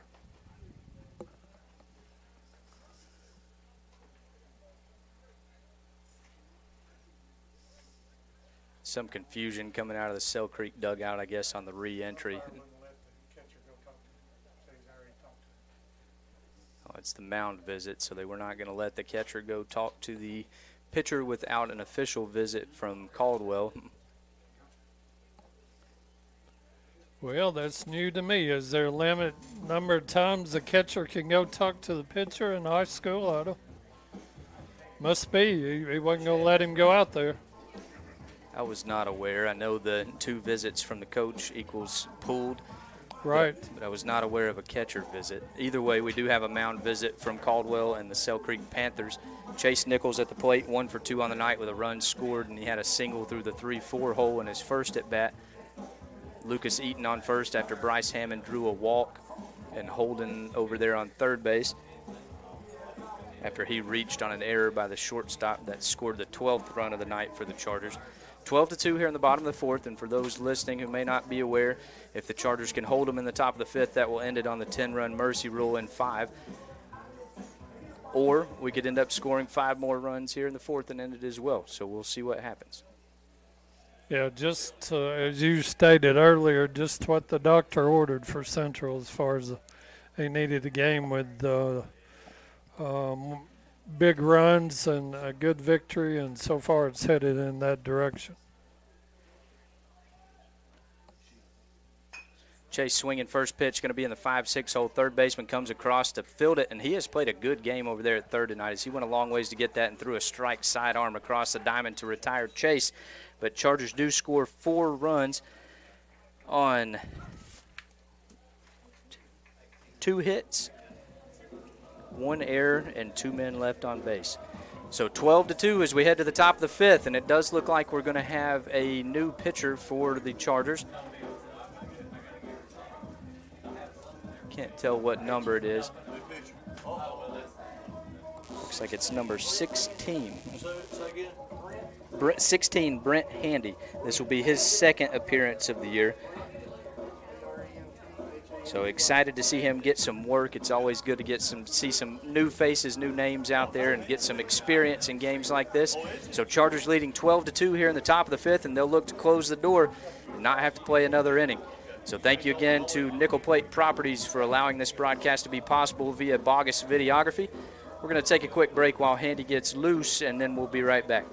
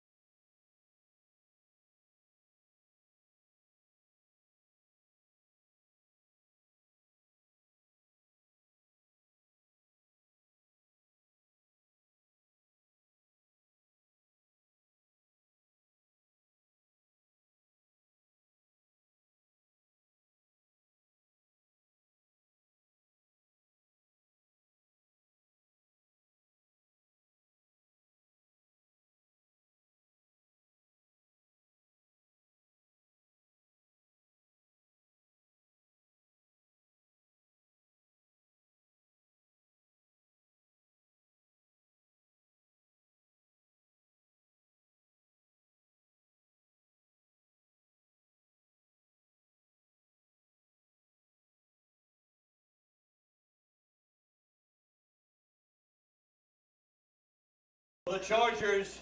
Number 16, Welcome back, everybody. We do have a new pitcher here in the 5th for the Chargers, and Brent Handy, senior right-hander, getting some opportunity tonight. He has 1 inning pitch so far on the year. 2-3-4 for Sell Creek with Louis Stevenson at the plate. He's 0 for 2 on the night with 2 ground outs to Eaton at second base. No balls, 1 strike. Tall, slender kid, and he looks like he's bringing it too. Yeah, he's got a little bit on it, a little giddy up on the fastball. That's what you want in this situation. When you're up 12-2, just throw the ball across and make them hit it. So another ground ball to Eaton, the 3rd one of the night for Stevenson. He fields this one clean as well. So another 4-3 put out. That'll put the first out on the board for the Chargers here in the 5th. Panthers, number 1, Brody Raby. That brings up 3-hole hitter center fielder Brody Raby. So it's good to see him back in the lineup after that collision with Chase out at second. He's 1 for 2 on the night with a strikeout and a single.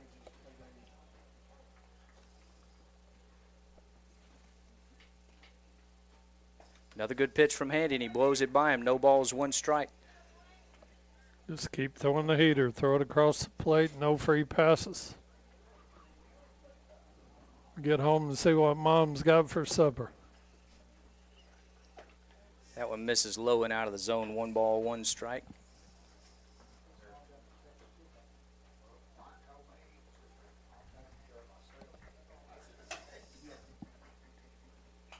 Good pitch there from Handy, and that one's fouled over the net, so he's quickly ahead. 1 ball, 2 strikes.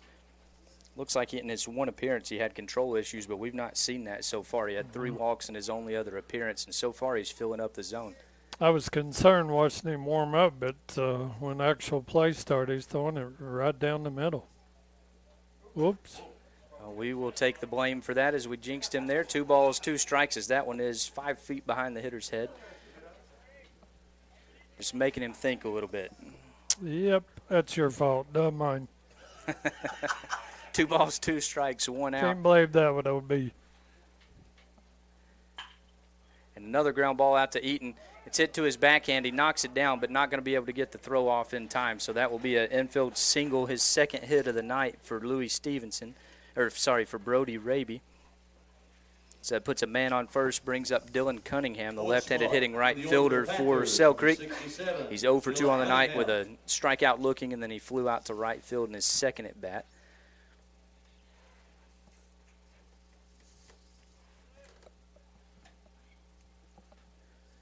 That one misses low and outside, 1 ball, no strikes. That's a tough play for Lucas. Ball was hit hard to his right side. He did a good job just getting a glove on him, just couldn't field it clean or pick it clean to get it over to first. Up and out of the zone, 2 balls, no strikes. So need Brent to find the zone here. 2-0, runner on first, 1 out. Chargers leading 12-2 here in the top of the 5th. And that pickoff behind the runner gets away from Corbin Frisbee at first, and that will allow the runner to move up to second. So don't even really need to be thinking about the base runners at this moment. I would not even recommend throwing behind him at all, because his run does not mean a thing at the moment other than another inning. Well, that's a conversation Coach Ship will have with him probably after the game. That pitch must have missed low. 3 balls, no strikes.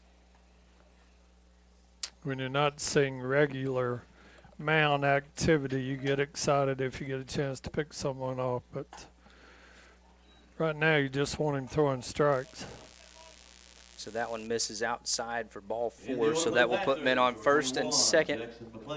Looks like we're going to see a quick visit from catcher Kenson Wilcox and Coach Will Grimmett, just to let Brent take a deep breath. Started very well, so just needs to refocus here, throw some strikes, and let his defense, who's played a very good game behind him, work and end this game. So men on first and second, Chargers leading 12-2 here in the top of the 5th. Brent Handy on the mound. The rest of the defense remain the same. Yeah, that's a good trip by Grimmett, just to get your pitcher to take a deep breath and relax and remind him what it says on the scoreboard and just throw strikes. let your defense do their job. Good decision there. So as Wilcox retreats back behind the plate, that brings up the third baseman, Jackson McClendon. He's 0 for 2 on the night. He lined out to left field in his first at bat and then grounded out to Nichols at short in the fourth inning. He's hitting now with men on first and second and 1 out.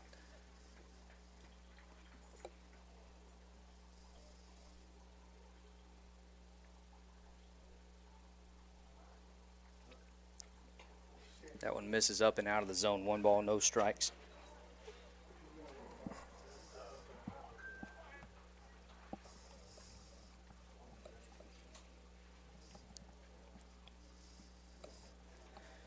Down and out, Wilcox does a good job of keeping it in front of him. 2 balls, no strikes. Oh, it's tough. Just take a deep breath, throw strikes, kid. It's tough in this situation. When you don't see the mound that often, has to come in late in the game, throw strikes, just relax. And he does that, and the hitter helps him out. It's going to be a slow roller out to Chase, who flips it to Lucas at second for the second out of the inning. No chance at a double play, but that does get the second out on the board. So now runners will be on the corners for catcher Joey Bell, who's 0 for 0 tonight with 2 walks. Later came around to score in the fourth. Good job there. Threw the ball down. 6th spot in the order for the down the middle of the plate, and as he Bell. needed to do, and Central fielded it. Shortstop fielded it well. Got out at second base. 1 more to go. That one misses out of the zone. 1 ball, no strikes. So the final line on Evan James was 4 innings pitched, 2 hits, 2 runs. Both of them earned, 5 walks and 3 strikeouts. Good pitch there from Brent. Blows it by him. Count even. 1 ball, 1 strike. I thought James did a good job.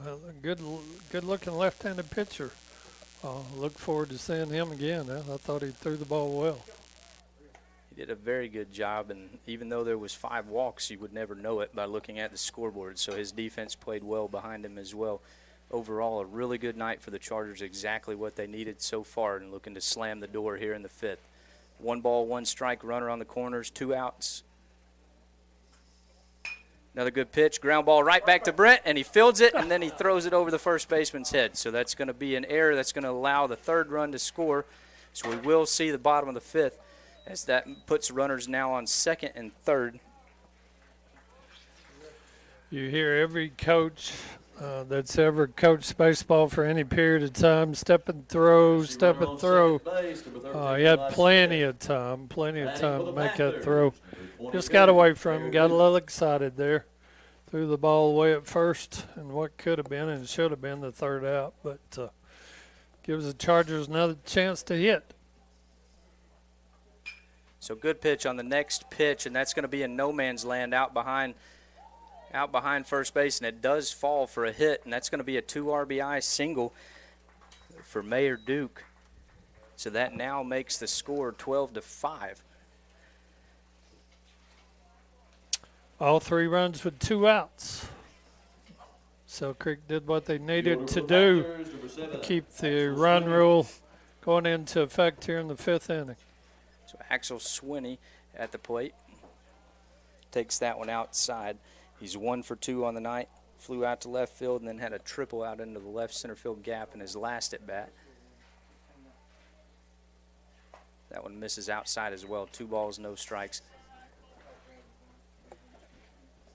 Yeah, but I think Brent had a lot more time than he thought he did on that comeback. Or he made a really good play. Not many people make that play on the mound, and the throw just got away from him. That one misses outside as well, but a really good pitch. 3 balls, no strikes. Yeah, it was a good play. Good play. Again, most coaches, and that may have happened, from the dugout over there, you'll hear step and throw, step and throw. At least that's what I used to yell at you when you were a kid and I was coaching you, but tough throw there. So that one misses up and out of the zone for ball 4, so that will put men on 1st and 2nd for Sell Creek. Good news is Chargers are still ahead by 7, so. Yep, 12-5 here in the top of the 5th. Men on 1st and 2nd for 9-hole hitter Gabriel Hodges. He's had 2 at-bats and reached on a walk both times. Good pitch there from Brent. Finds the zone. No balls, 1 strike.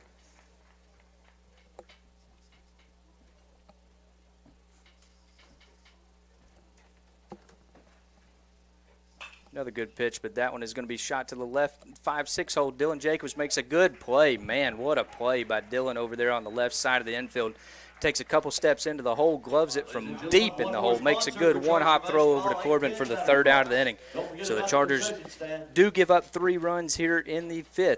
So that brings us to 12-2 as we head to the bottom of the 5th. Chargers looking to get 3 runs to end the game in the bottom of the 5th. They will be back to the top of the order, and Dylan Jacobs, Hunter Rayburn, and Corbin Frisbee. We'll take a quick break, and we'll be right back.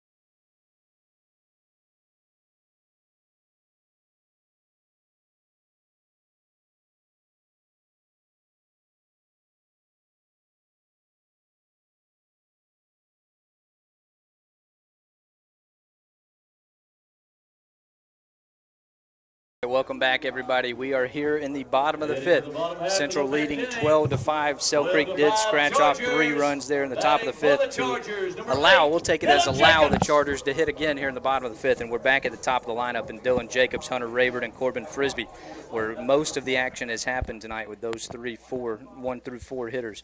So Dylan Jacobs 2 for 3 on the night with 2 singles and 2 runs scored.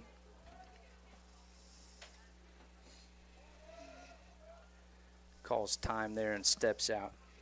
Just another inning I get to spend with you and Eddie Watson up here in the press box. So it's a good day.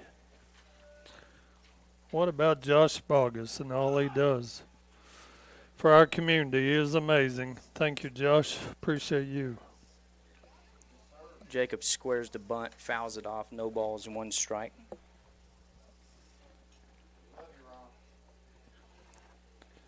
Yes, sir. Good to be back out here again tonight with you guys. I really enjoy the opportunity. That one misses behind Jacobs. 1 ball, 1 strike.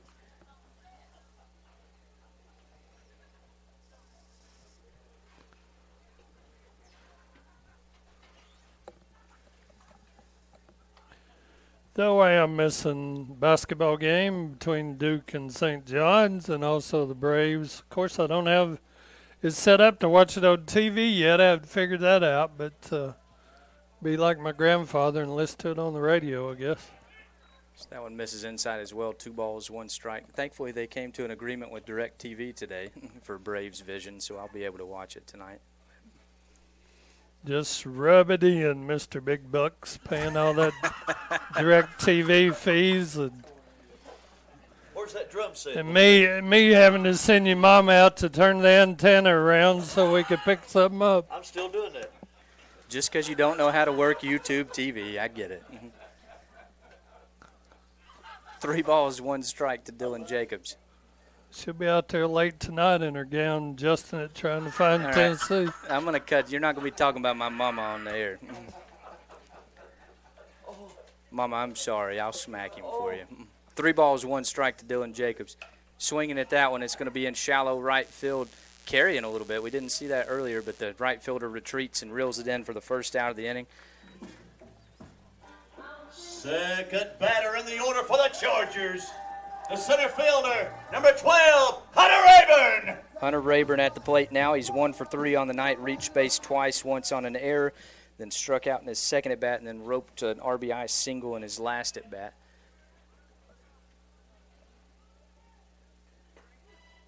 Really nasty curveball there for a first pitch strike. No balls, 1 strike. It appears the Sell Creek pitcher settled in a little bit now. There's a great pitch there. Good breaking ball. and another one, and Hunter puts a ride into this one. And, guys, the wind started blowing out right there as well. That one toasts the center fielder, who was playing very shallow, out into right center field, and Hunter's going to easily coast into third for a stand-up triple. So big-time swing there from Hunter Rayburn. Great swing. Took that ball out a little bit. I guess it was a breaking ball. Looked like it was. And in the order for the Chargers. Hit it exactly where he should have with that breaking ball, and that's to right center field. And that's a good deep ball with the center fielder from Sales Creek playing in a little bit more than usual. Good job by Hunter. So on Corbin Frisbee's first pitch, I didn't see exactly what happened. I guess he didn't come set on that, so the balk will score Hunter Rayburn from third. I apologize. I wasn't paying attention. Was he pitching from the stretch and he didn't come set, or was he coming from a direct windup? Yeah, it looked like he never came set. So Chargers now up 13-5 here in the bottom of the fifth. One out now, nobody on for Corbin Frisbee. Ball misses outside, 1 ball, no strikes. Corbin has had a big night at the plate. He's 2 for 3 with 2 singles and 2 runs scored. Had the big 2 RBI single in the fourth.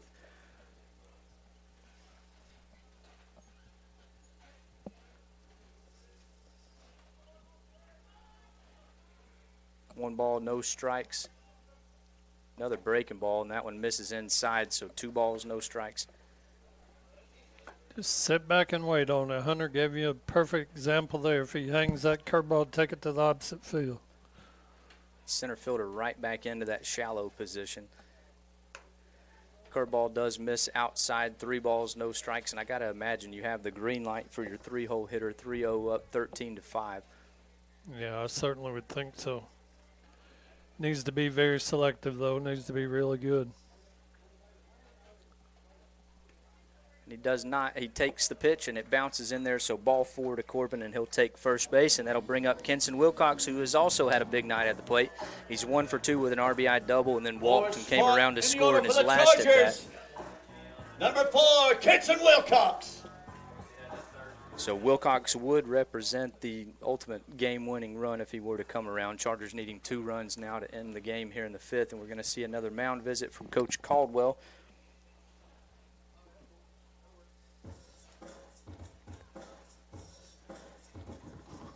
As Del Vell is now, he is at 16 pitches and 5 strikes. Looks like we are going to get a pitching change. Let's take a quick break while we try to figure out who's coming into the game, and we'll be right back.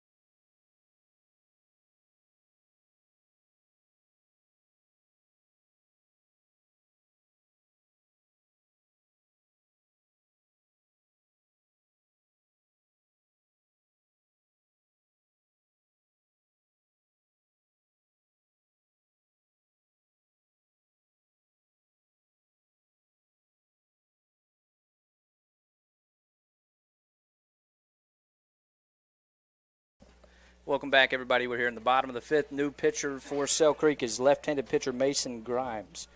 He's got a 10.5 ERA on the year. This will be his third appearance. The last pitcher, Del Vell, will be responsible for Frisbee over at first. First pitch swinging from Wilcox, and he swings through it behind no balls, 1 strike. Good-looking pitcher. He's got some size. And, again, that left-handed side is very rare and good to have on your pitching staff, but good-looking pitcher there. Catcher goes outside. Pitch misses inside. 1 ball, 1 strike. Frisbee stays put over at first on the ball in the dirt. I hope he does very well all year except for this 1 inning. I hope you give up 3 here, at least 2 in this 1 inning here. So I say, don't get greedy. We'll take 2.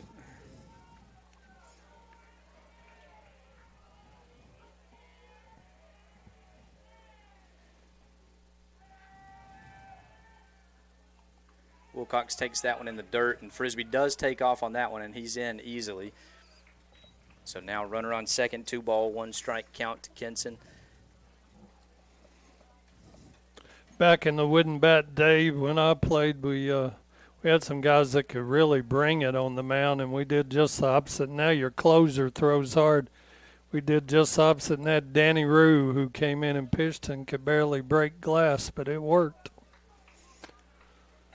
That one misses outside, so Wilcox ahead, 3 balls, 1 strike. Very good left-handed pitcher. He couldn't throw it hard at all, but boy, he had good breaking stuff and come in after the heat and shut people down. He did a great job. I guess that's why I like left-handed pitchers, because of Danny. Wilcox takes that one out of the zone as well, so he will reach on a walk. Back-to-back walks for the Chargers. Brings up Ryan Moore. Number 17, he's 0 for 3 on the night, but he has been swinging a hot bat so far this season. He's struck out twice and reached on an error. We will see Austin Evans in the game to run for Kenson, and he will represent the winning run if he was to cross here in the 5th. Need another gapper here is what we need, 1 in the gap. Right center field would be great. Now the center fielder's playing deep, left fielder as well, so playing a lot deeper than they were. Ryan swinging at the first pitch, and he swings through it. No balls, 1 strike. I guess if you had 1 hit over your head, that would make you back up just a little bit. No doubt. So Austin Evans has wheels over at first base. If a ball was to get in a gap, this game is likely over, so we'll see what Moore can do here. Second baseman keeping Frisbee honest out there at second. Does turn to throw to look him back. No throw, but he's back easily.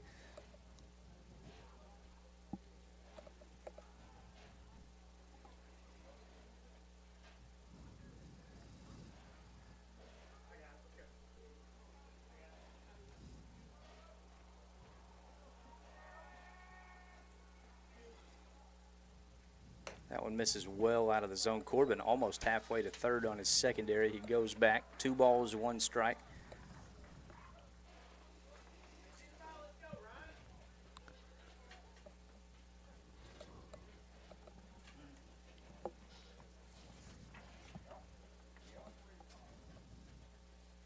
Central leading 13-5 here in the bottom of the 5th. Men on first and second, 1 out.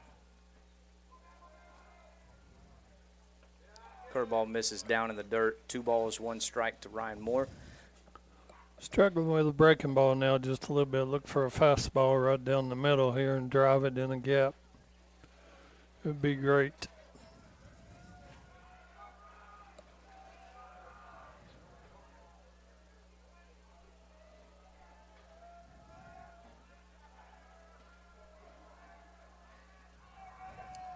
Pitcher taking his sweet time on this one. And it does not work out for him. 3 balls, 1 strike as that one misses well outside.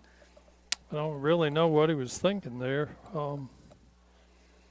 First baseman not holding the runner at first, and I don't know if he was waiting on a signal from the coach to the catcher or what in that situation, but sure did take a lot of time to throw it. Definitely would have been a pitch clock violation. That one misses low as well, so that will load the bases and put the winning run out there at second base, and Austin Evans running for Wilcox. And that brings up Hudson Reed. He's swinging a hot bat. He was hit by a pitch and later came around to score in that big second inning. Put a good right into one in center field, flew out to center field in his second at bat, and then had a big bases clearing double in the fourth. That was the big turn of events. So now, after Ryan Moore reaches on a walk, that's 3 walks in a row to load the bases for big Hudson Reed, and we'll see if he can walk us off here in Inglewood.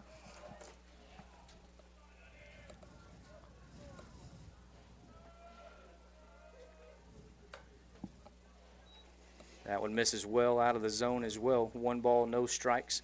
What's your thoughts on the pitch count, being a former pitcher yourself, as far as a timer on the pitch clock, I guess it is?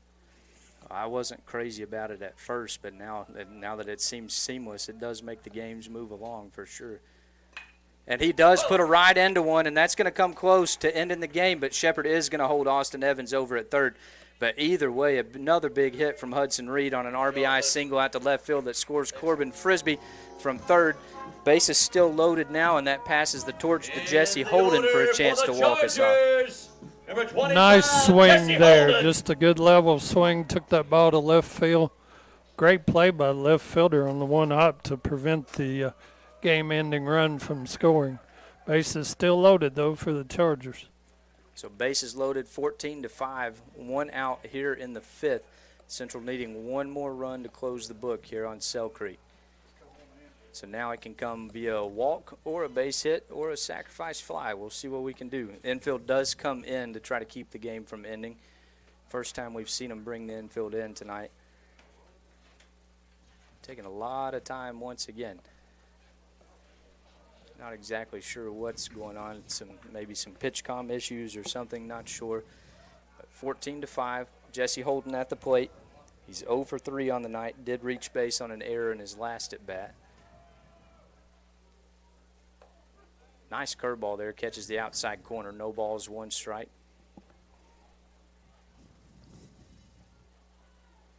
Jesse struck out in his first at bat and then put the ball in play his last 2 at bats.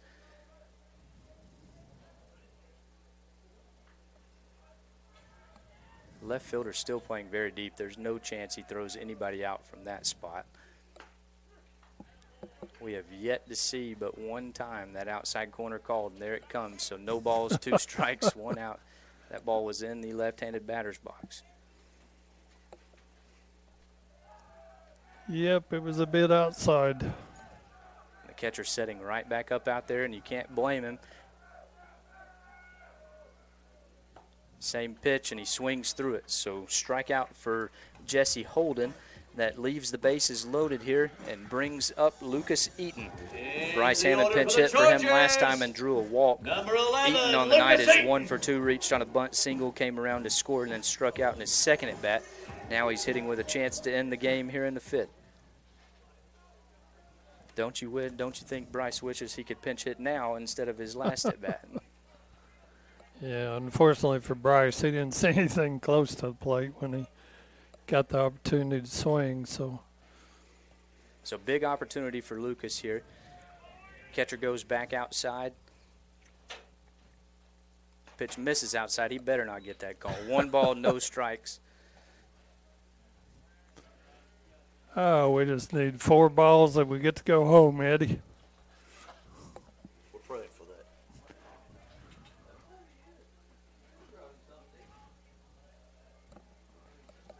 Not that I've not enjoyed the company, but Lucas puts a right into center field, but it looks like the center fielder is going to be able to reel that in, and we are going to head to the 6th inning as Chargers leave the bases loaded, but they do get 2 of the runs back.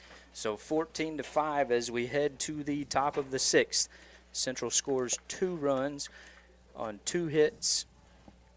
Don't believe there was any errors, and then the bases were left loaded for 3 men left on base. So as we head to the top of the 6th, Cell Creek will be back at the top of the lineup with Gilchrist, Stevenson, and Brody Raby. Let's hope for a quick inning here and get back to the bats. It looks like we're going to see a new pitcher once again, and this is going to make some other defensive moves as shortstop Chase Nichols comes into pitch. So that's going to put several defensive changes into play as Kenson Wilcox goes from behind the plate out to shortstop. And it looks like Blaine McKee is going to come in behind the plate. And that looks like that is it. That's the only defensive changes. So as Chase takes some warm-up pitches, we'll take a quick break and we'll be right back.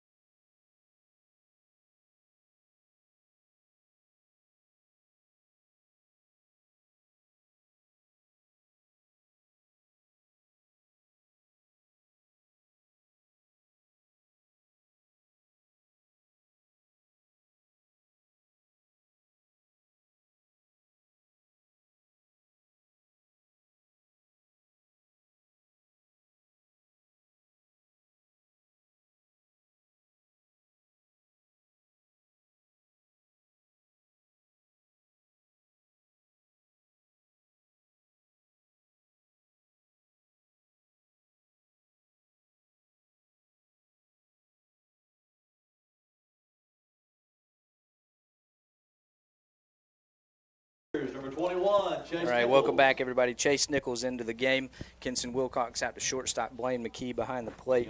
Chase Nichols has thrown well, really well, in his 3 appearances. He's had 1 start. He's 1-0 on the year, 2 appearances in relief. He's thrown 3.2 innings, given up 1 hit, walked 2, and struck out 2. So top of the lineup for Sell Creek. First pitch swinging, foul ball, no ball is 1 strike. Nichols quickly ahead. Gilchrist, shortstop for Sell Creek, is up, leading off. Leadoff hitter, he's 0 for 3 on the night. Flew out to right field, reached on a fielder's choice, and flew out to center field in his last at bat. Now it is a little cool now that the sun's gone down and breeze coming through the window here at the press box. That's a little cooler. So that one misses low, 1 ball, 1 strike.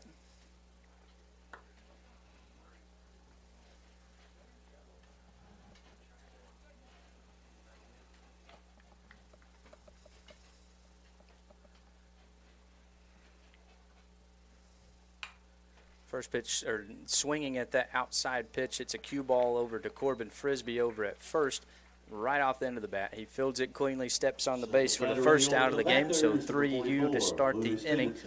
That brings up Louis Stevenson, the 2-hole hitter for Sell Creek, who is also 0 for 3 on the night with 3 groundouts to Eaton out at second base. So let's see if we can keep that streak going.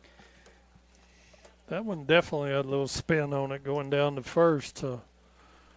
Easily could have got by the first baseman, but stayed in front of it and made the play.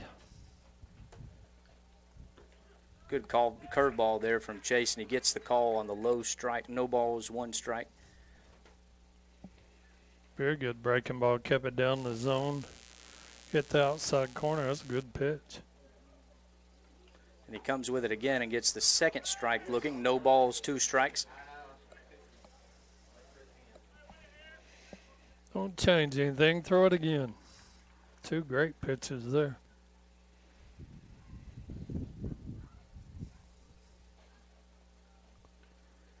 Third time is not a charm. That one misses outside. He does offer at it, but he pulls back. 1 ball, 2 strikes.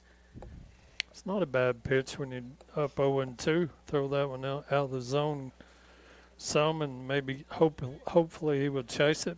That's a good decision there. He thought about it, but pulled it back. Now McKee goes inside. Fastball in the inside corner. Good pitch, and he fights it off the handle. Count remains 1 ball, 2 strikes.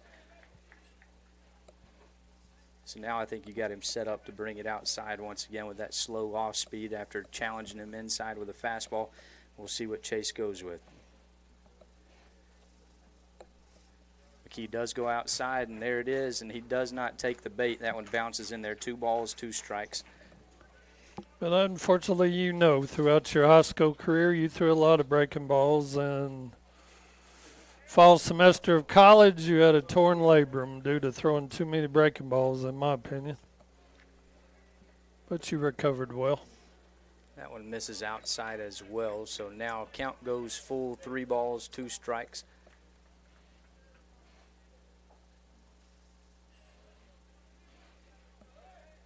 Well, when his mama watches this back, now she's going to be afraid. That one's fouled back into the net. Count remains full.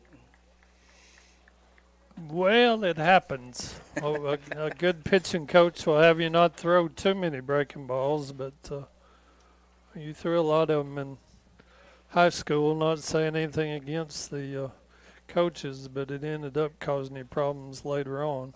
You had a good college career, though. Another ground ball to Eaton, the 4th one of the night from Stevenson, and he fields it cleanly for the 2nd out of the inning. So 4-4-3 putouts on the books for Stevenson. Eaton fields that one cleanly as well for the 2nd out of the inning. That brings up the 3-hole hitter, center fielder Brody Raby. He's 2 for 3 on the night. He has definitely been Sell Creek's best hitter. He struck out looking in the first and then had back-to-back singles, came around to score in his last at bat.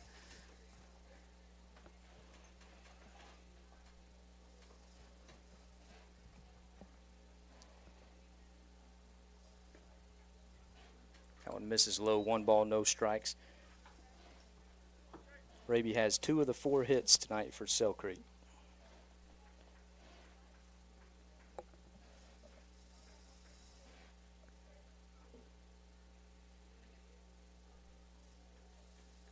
That one misses up and out of the zone, 2-0.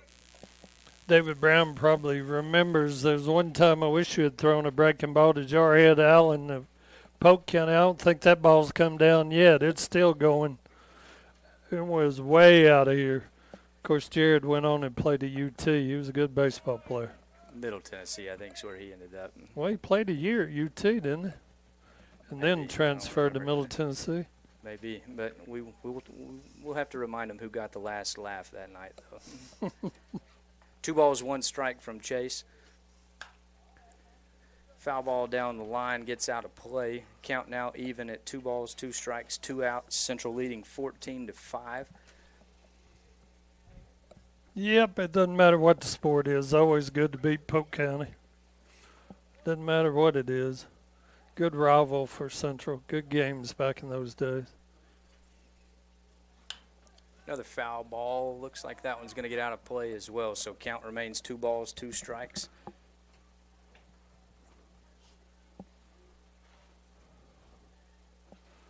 I was playing down there in high school. May have already told you this story, but before they had their field where it is now at the school, they used to play over there where all the rec fields were.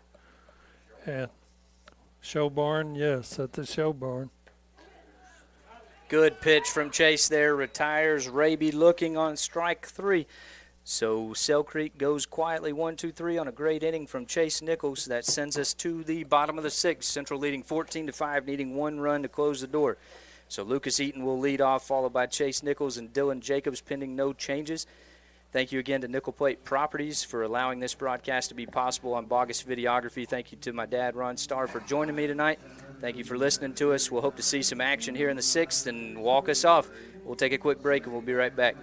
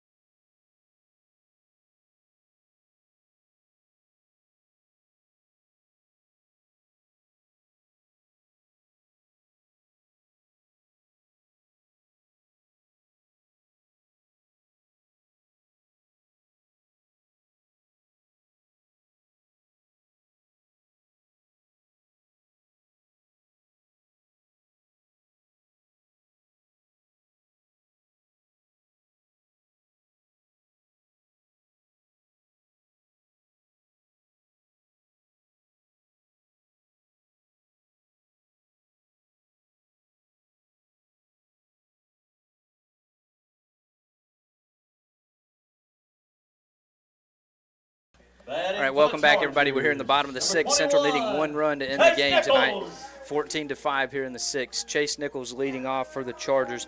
He's he is 1 for 3 on the night with a single and later came around to score. New pitcher for Sell Creek is Jackson McClendon coming in from third base. Second baseman Stevenson moving over to third. And then a new second baseman is number 13, Elijah Smith for Sell Creek. Chase Nichols leading off, and then it will flip back to the top of the lineup. Two-hopper up the middle. Shortstop fields it cleanly. That's going to be a really tough play, and that's a single. Chase beats that out all day long.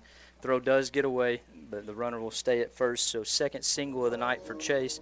Back to the top of the order for the Chargers, number 8, Dylan Jacobs. And that flips the lineup to Dylan Jacobs, leadoff hitter for the Chargers tonight. He's 2 for 4, 2 singles, a single and then a bunt single, and grounded out to second and flew out to right field in his last at bat.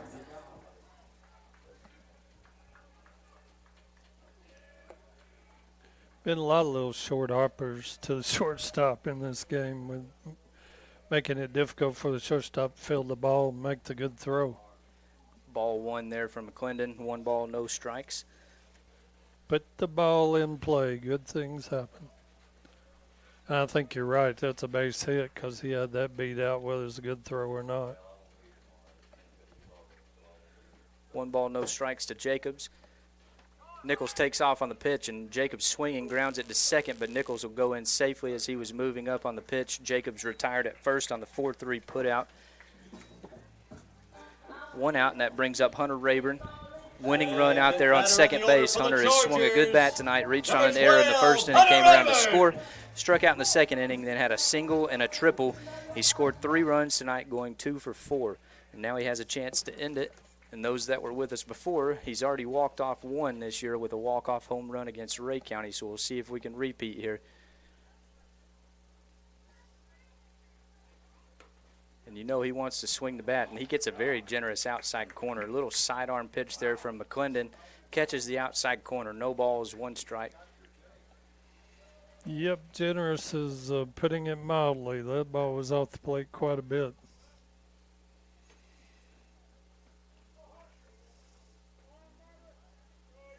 Rayburn calls time and steps out. Nichols on second after reaching on an infield single and advancing on Jacobs' ground out. He represents the winning run for Central to win by the 10-run mercy rule here in the bottom of the 6th.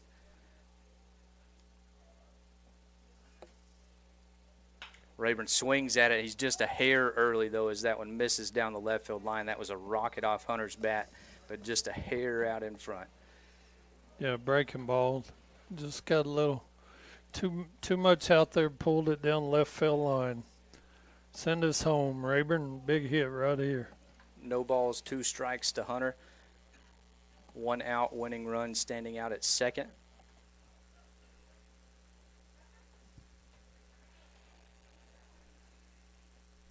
He ropes it right back up the middle, and that should do it, folks. Chase had to hesitate for a second, but Shepard is definitely sending him. Here he comes round and third. It's going to be a close play. Oh, but the pitcher cuts it off, and Hunter Rayburn calls ball game once again. Congratulations to the Chargers on the 15-5 mercy rule here in the bottom of the 5th as Hunter Rayburn gets his 3rd hit of the night and knocks in Chase Nichols from second. So big-time night for the Chargers. They needed that big offensive explosion tonight, and that's exactly what they got. Yeah, it's a big hit and, to drive in the last run of the game for the 10-run rule game. Good job by Hunter. I don't see 4 for 4, 4 for 5, or 3 for 5. He had a great night at the plate, showing that he's one of the top players for the Central Chargers. Good job by Central. Big W tonight. So awesome game from the Chargers, exactly what the doctor ordered tonight. Evan James picks up the win on the mound, going 4 innings pitched, 2 hits, 2 runs, both of them being earned, 5 walks, but you would never know it by looking at the scoreboard, and 3 strikeouts. Chase Nichols came in and did a great job there at the end, getting on 1 inning pitch, no hits, no runs, no walks, and 1 strikeout. Chargers had 14 hits tonight to score those 15 runs. That's a big-time offensive explosion, with 7 of those coming from the top 3 in the lineup. With Dylan Jacobs going 2 for 5, Hunter Rayburn going 3 for 5, including the walk-off single there to end the game. Corbin Frisbee went 2 for 3 with 2 RBIs. Kenson Wilcox 1 for 2 with 2 RBIs. Then Hudson Reed had a massive game in the 7-hole for the Chargers, in the 7-hole for the Chargers.